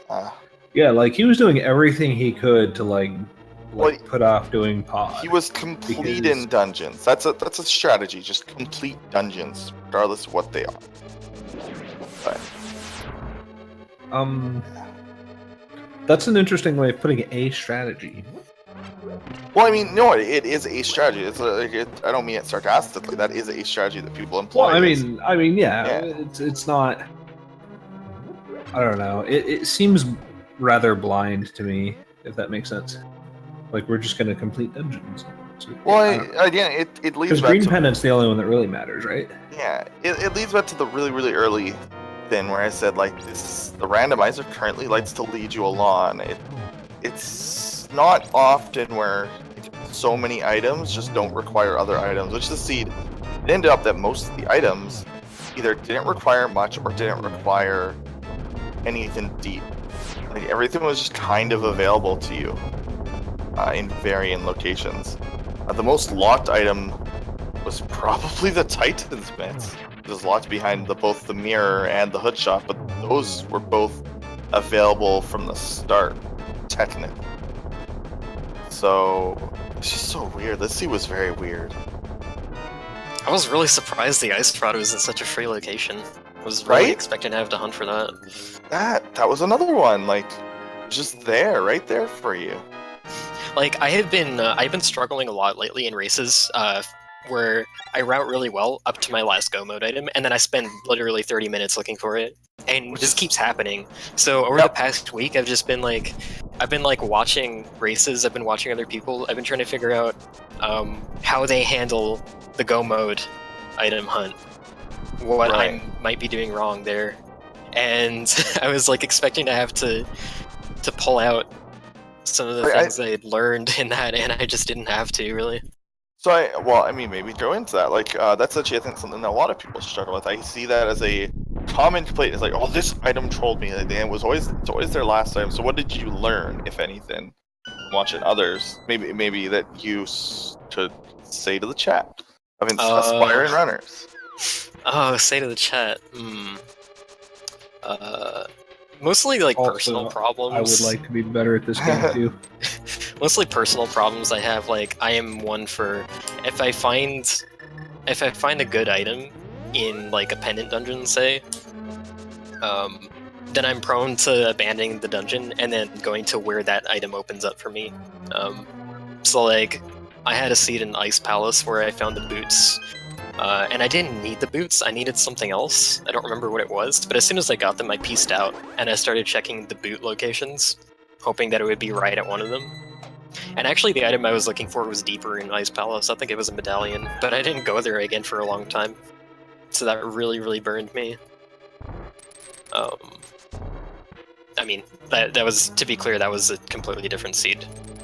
Yeah, But right, it's those kind of things that I'm like, I'm not thorough enough. When I get to late game, I tend to leave myself like lots of little spots, like, oh, Thieves Town Big Chest, or the one Lamplock chest in Castle Escape, or Ice Rod Cave. Ice Rod Cave's a big one for me.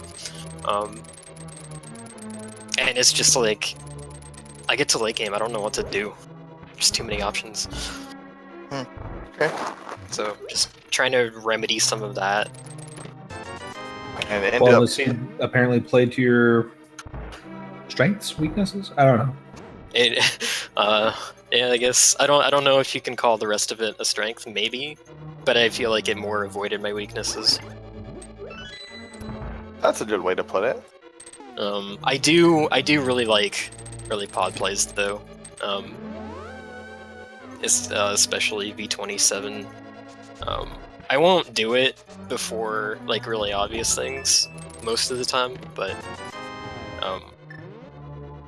it's definitely worthwhile a lot of the time.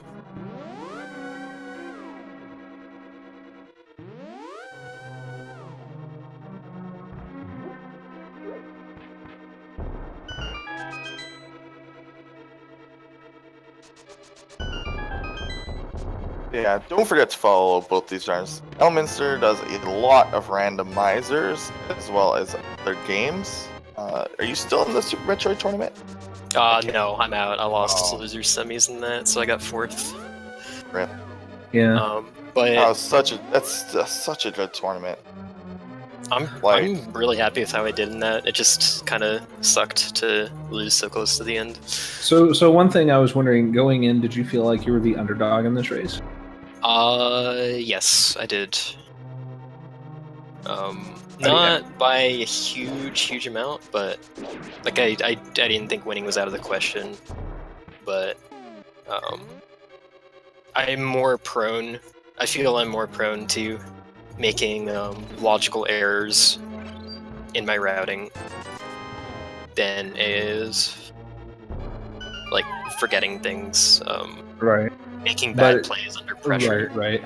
But it's not as bad as going up against, like, say, an Andy or Christos or something like that.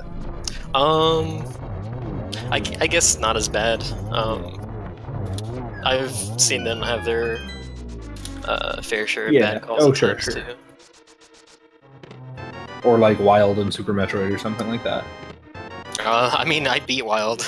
I knocked Well, him that's to losers. true. That's true. But you probably didn't feel like you were going in, right? I felt very similarly to this matchup, actually. I thought I had a chance. I thought I wasn't favored, but I did think I have a chance. Wild does some things in SM Rando that I don't agree with. That's fair. How do you feel about the rest of your group? You have ACM. Yeah, ACM, Gerdo, and Hippo S. I feel like this match was a pretty important match for me to win. It gives me quite a leg up because, like, my group I feel is pretty scary. Like, AA, Gerdo, ACM, LM are all really heavy hitters. I don't know much about Hippo S. I see him place well in weeklies sometimes, but I don't think his consistency is where the other three are at. I mean, at this point, he's like the kingmaker of your group. It looks like he's already down 2 games.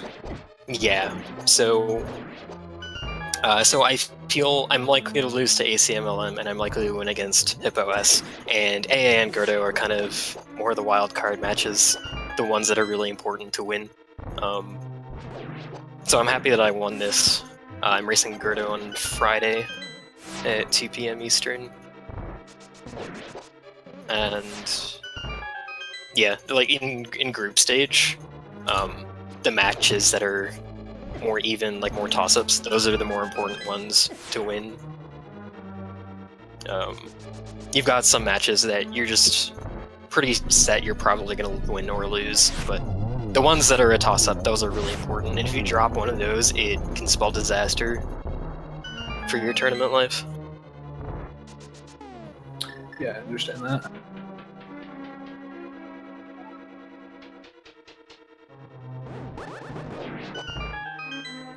Who are you, assuming you make it to top 16, who are you hoping to get matched up in the first round that you think is also going to make it?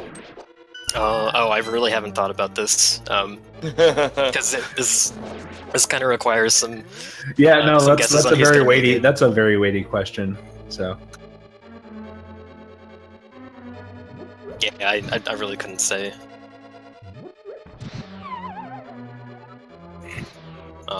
I'll be pretty happy if I make it there at all, though. Honestly. any other games that you're going to be going far in the tournament? I mean, you're really good at all the Super Nintendo games, it seems. I don't know about really good, and I don't know about all, but I am joining the Super Mario 64 70-star tournament that's starting in a week or so, and I haven't played that. I haven't seriously ran that game in forever. I'm way behind the meta now. I didn't even know there was going to be a 70-star tournament. That's crazy. Yeah, but that'll I be a know fun the tournament. Odyssey is coming. Do you have a Switch? Are you doing either of the two Odyssey, or sorry, either of the two Switch tournaments coming up? No, I don't have any new gen stuff. Darn. Switch is the first console that I got in a while. Yeah, I'm same not here. gonna lie, Breath of the Wild is a contributing factor to me not working on the randomizer so much. That's a good But- excuse. But it's definitely not the biggest factor. So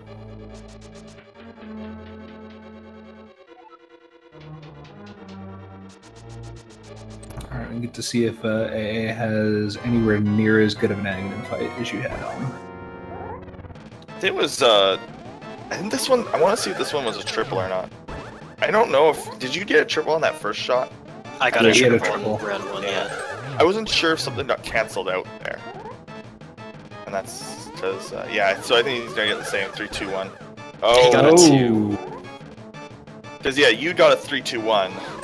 Yeah, he got a 2-3-0. Oh wait, no, it was a 2-2. Oh What? no. Oh. Wait a second. I thought he got 2 in the first round and then 3 in the second one, but That was weird. Oh, I guess it was one. I guess the hits canceled out. that's Weird. unfortunate.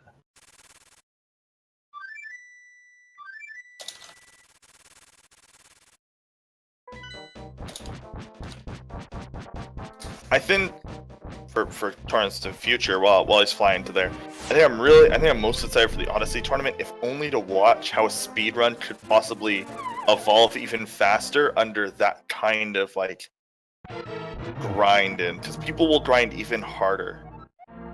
So that'll be an interesting thing to watch, even if you're not into, because I know some people watch Randomizer aren't into regular speedruns. I think that'll be interesting to watch if you're a fan of watching routes evolve.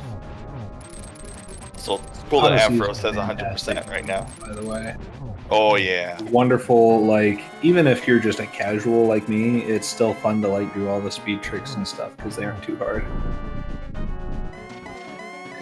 Willard, that's exactly what I do when I restream, is I play Odyssey. Yeah, I'd like to also make sure that we give a shout out to our tracker. You can do that at !C. I'd also like to give a special shout out to Willard J. Bradley for manning the restream machine that is used by Speed Gaming. Uh-oh. I say, It's a foregone conclusion at this point. yeah. Oh no. Wait, everyone's saying rip. Looks like his stream's chugging. Oh man. Is his stream shut in, or is the Speed Gaming stream shut in? I'm sure we're gonna see his not done in like 30 seconds or so.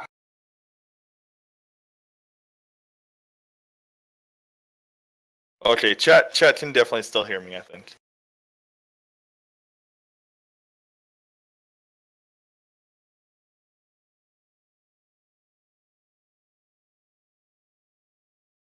Okay, it's his stream. Okay, they can't hear us. That is okay, that was his stream. I thought that I had jinxed it with my praise of Willard, and that would have been very sad. Let's see, who is all the folks that are helping us out today? So obviously I'm Desirect. I'm Zelnus. Our runners, who are probably the most important part, Elminster is in here, and AmazingAmpharos is on your screen with his sword inside of Ganon. We also had Sticking it right up there. Tatula89, who was our treader. He had to peace out because his job was already done, and so he wanted to go to sleep. And then Willard J. Bradley for manning the restream. I don't see a dot done from AA yet, so I can only assume he either fell or his internet died and he's having trouble on IRC. Yeah, that is actually like a possibility. This internet just it's like the middle of the night, so it's like possible he had internet maintenance. That happens. Like, I'm surprised that a tournament match hasn't had to be rescheduled because somebody's internet hit maintenance 30 minutes. I haven't heard anything like that. Maybe it's happened in a tournament and I just wasn't watching, but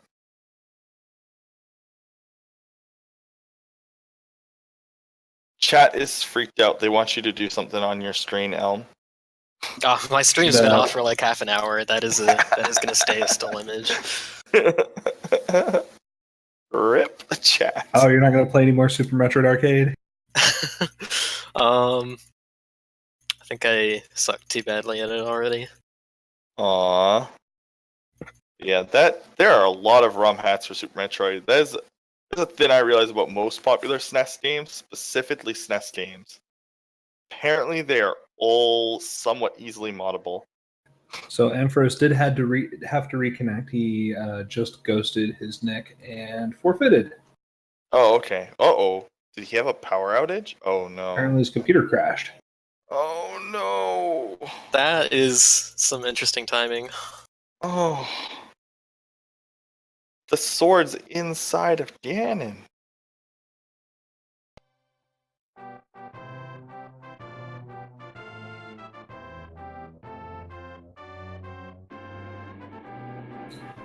See, he is an emulator user, so computer crash, GG. Yeah. Yeah, generally, the way the emulators work is they really only save your RAM once you've changed ROMs. So that's the only time it has a chance to actually do a refresh of the file. So if he were to boot it up at this point, it would probably be a blank save. Bring him in here. Hello, Yes. AmazingAmpharos.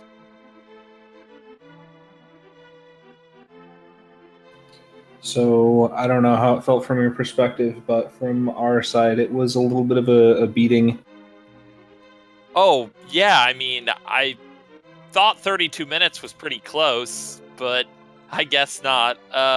Yeah, my only regret is I didn't get to see the 190 or so spots I checked because my computer crashed versus Ganon.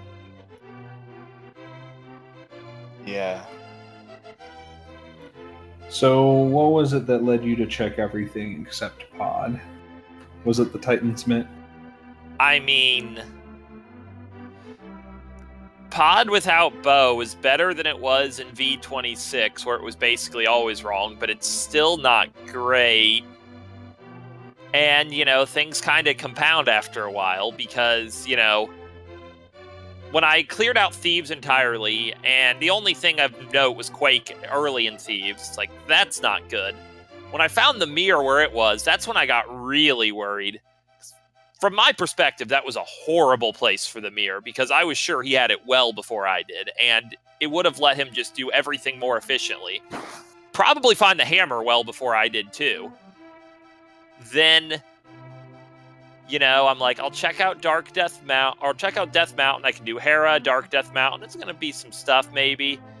Then the Myths. I'm like, okay. So these let me do 2 crystal dungeons that are reasonably favorable, but left me with nothing but a tempered sword.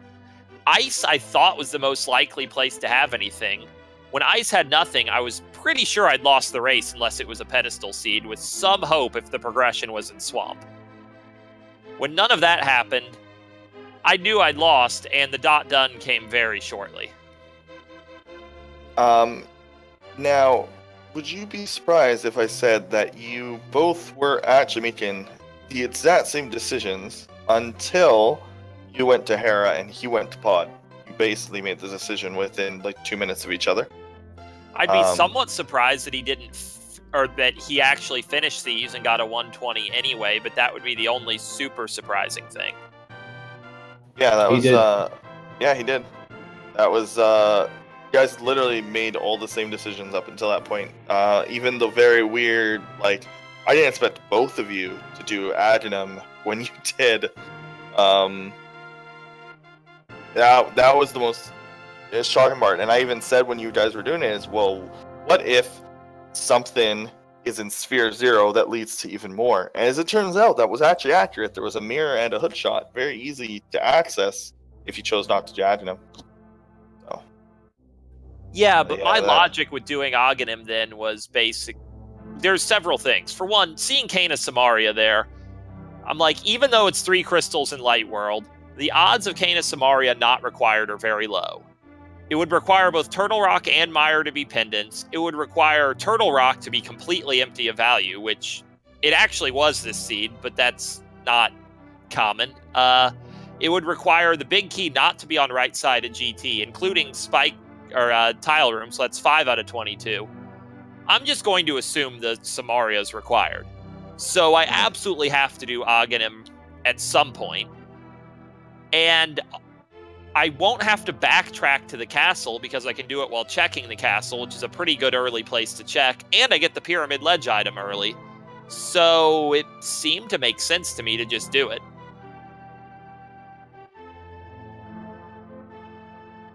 Oh, we were both quite thrilled to see you do it so early in the game, both of you guys. I felt if there was any time to do Aghanim really like that, it was going to be this seed. Everything was pointing to it. Having cape, lamp, and Sword. and the boots. Yeah. On top of all that, yeah. Yeah, and it actually didn't lead to early Mire. That was weird. I expected it to lead to like early progression in Mire or early progression in Turtle Rock, but it didn't at all. It was just like, that was weird. I think that was the weirdest thing about this seed, is it kind of almost was like, hey, we're going to give you access to Adonam, and then we're going to give you like this flute, but it's not actually going to lead you to anything else later.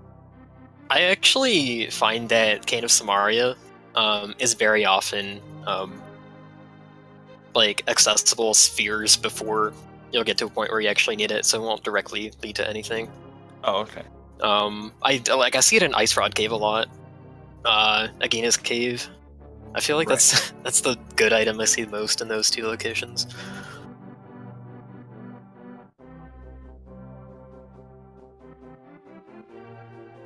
Yeah, it's pretty obvious how this seed just fell if you did Pod Eastern fairly early, because you'd have Fire Rod, Ice Rod, Bow coming out of there. If you'd already done that loop, you'd already have Quake, so you'd just be the Myths away from Go Mode. I guess you might have to pick up the Hammer, but with Flippers where they were, it wouldn't be long before you'd do Zora regardless. So you just had to make the decision to go to the only crystal dungeon you could clear, and Myths were free, and then ridiculously early Go Mode, and the seed just shields. I actually thought that I actually figured he made the same play that I did, that you would have gone to Pod. I actually went to Skullwoods after doing Pod Eastern. I went to Skullwoods before going to Hera, and there was nothing there. And I decided, since I was in the area, I was going to check north Dark World loop, and there was nothing there. And I had kind of forgotten about Hera, but I also kind of wanted... I don't really know what I was thinking there. That was a logical error. I was thinking like, oh, it'd be nice to have the mitts already going up there to pair it with Turtle Rock, but it doesn't matter because you'd have to flute back down anyways, so... I guess you could just, like, completely avoid Hera until then. But I should have gone up there earlier, and I figured if you had done the same thing I did, you would have gone up there earlier, and I would lose just because I was checking extra stuff. So actually, when I went into Gaina's Tower, I figured you were right on my tail. Well, that was definitely an inaccurate assessment. I blind pulled the pedestal.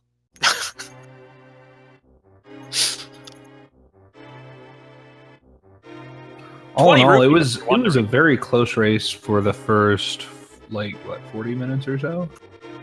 Like, there was like, as we said, you guys were making very similar decisions the whole way through, you know, taking slightly different routes, doing things slightly different order, but for the most part, all the big hits happened about the same time for both of you guys.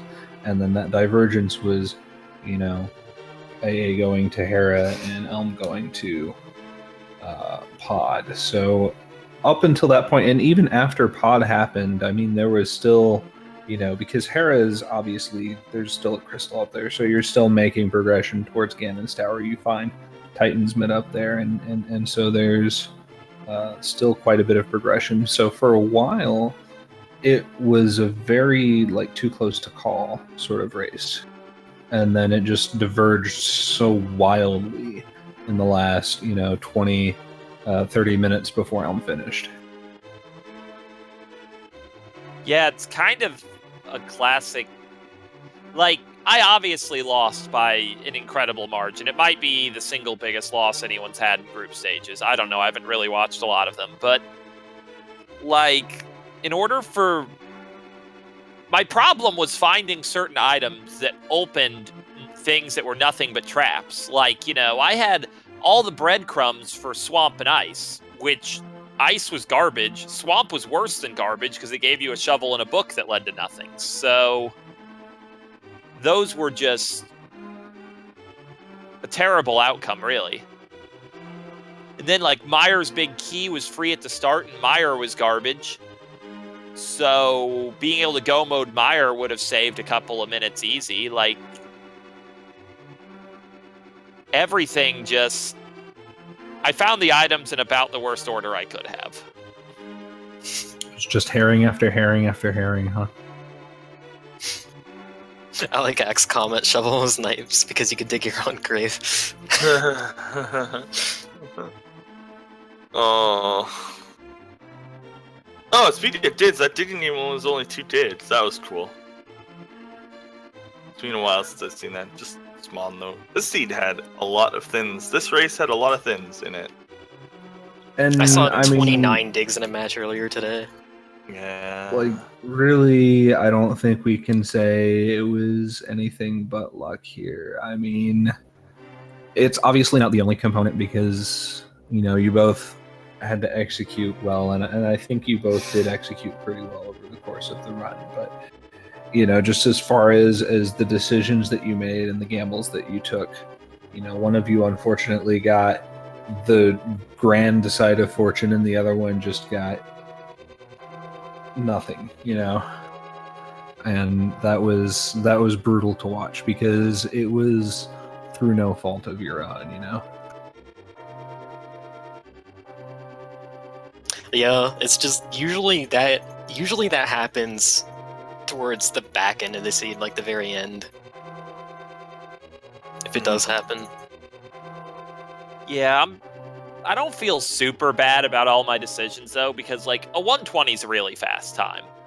And it's an Aghanim required 120 even. So, in order to actually win this race, and not lose by less, which is feel good but doesn't do anything for you, like, I would have had to go to Pod basically right after Hera, and I can't imagine ever making that decision.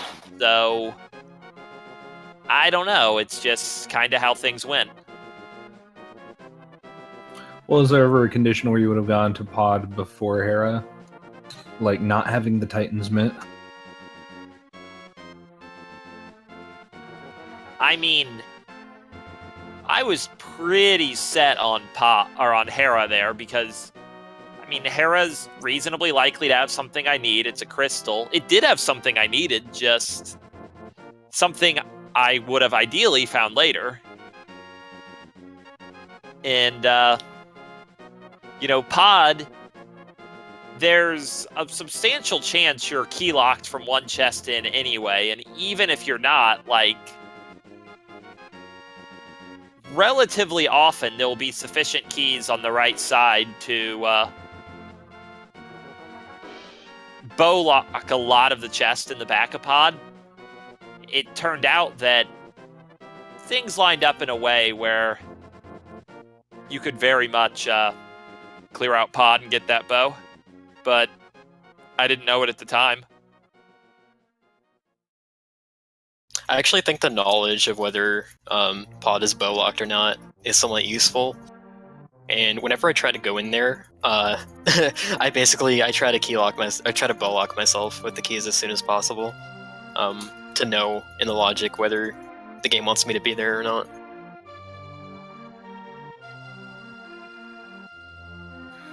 So after this loss, how do you feel about the rest of your group? I mean, you still have ACM and I think Gerdo left to fight.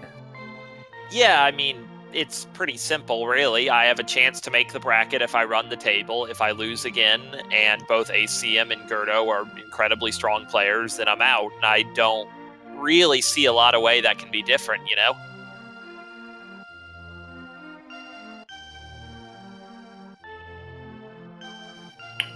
Is there any preparation that you're going to be doing for those matches? At this point, I don't know that it would be super meaningful. Like, I play this game a lot. Most of my runs actually finish, though.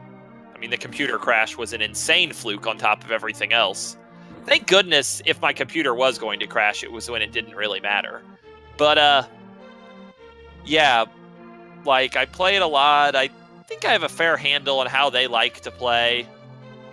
And, we'll just see if my runs against them go nothing like this, and that would be pretty good. So I really don't think my execution was that bad this run, all things considered. Like, for the amount of spots I checked, I didn't think 153-ish was going to be a bad time. I mean, you actually completed the tracker, so congratulations on that. Yeah, I mean, all things considered, the time that you finished is pretty good. So you did a lot of the video game. I think that's a testament to your skill right there. I don't think a lot of people could have cleared as much as you did in that time. So you can at least take that away. You're still an extremely good player, one of the best, in my opinion. You did go 6-0, so there's that.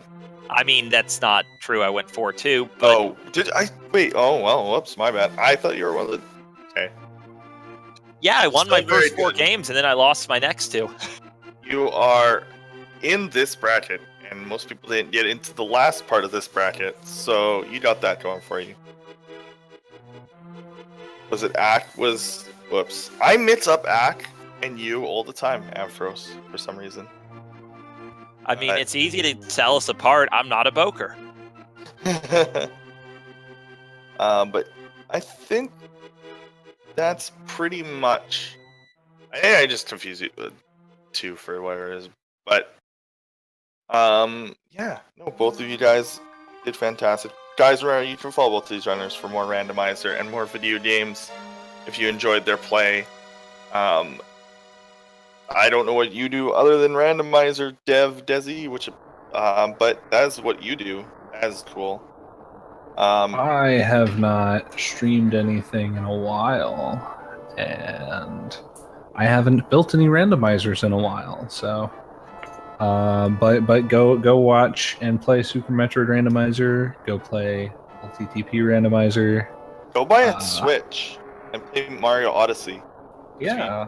Yeah, that's a thing. I have nothing to do with that, but I endorse it anyway. The next thing coming up on the Speed Gaming schedule is another ALTTP randomizer race at 5 p.m. Eastern. And that's literally it. And that's it. Everyone in America, happy Thanksgiving. Everyone everywhere else, have a good Thursday. Yeah, it's Thanks for the Thursday. race, guys. That was fun to watch. Yeah. And then it wasn't. But Well, no, it was still fun to watch. It was very interesting the whole time. It was like I mean the execution was solid. We will never get to see somebody blind pull pedestal at the same time as somebody shooting their second silver arrow into Ganon. That is amazing, in my opinion. That two completely different tracks like that can happen in Randomizer. Fantastic, absolutely fantastic, and thanks a lot for that, guys. Mm-hmm. Yeah, thanks for commenting. Yeah, and good games, Elminster. Good luck the rest of the way. Yeah, I actually think you helped me out if you sweep the group stages, so rooting for you. All right. Oh, I did one, everyone. All right, maybe I can get the third or fourth 4-0. Happy Thanksgiving, everyone.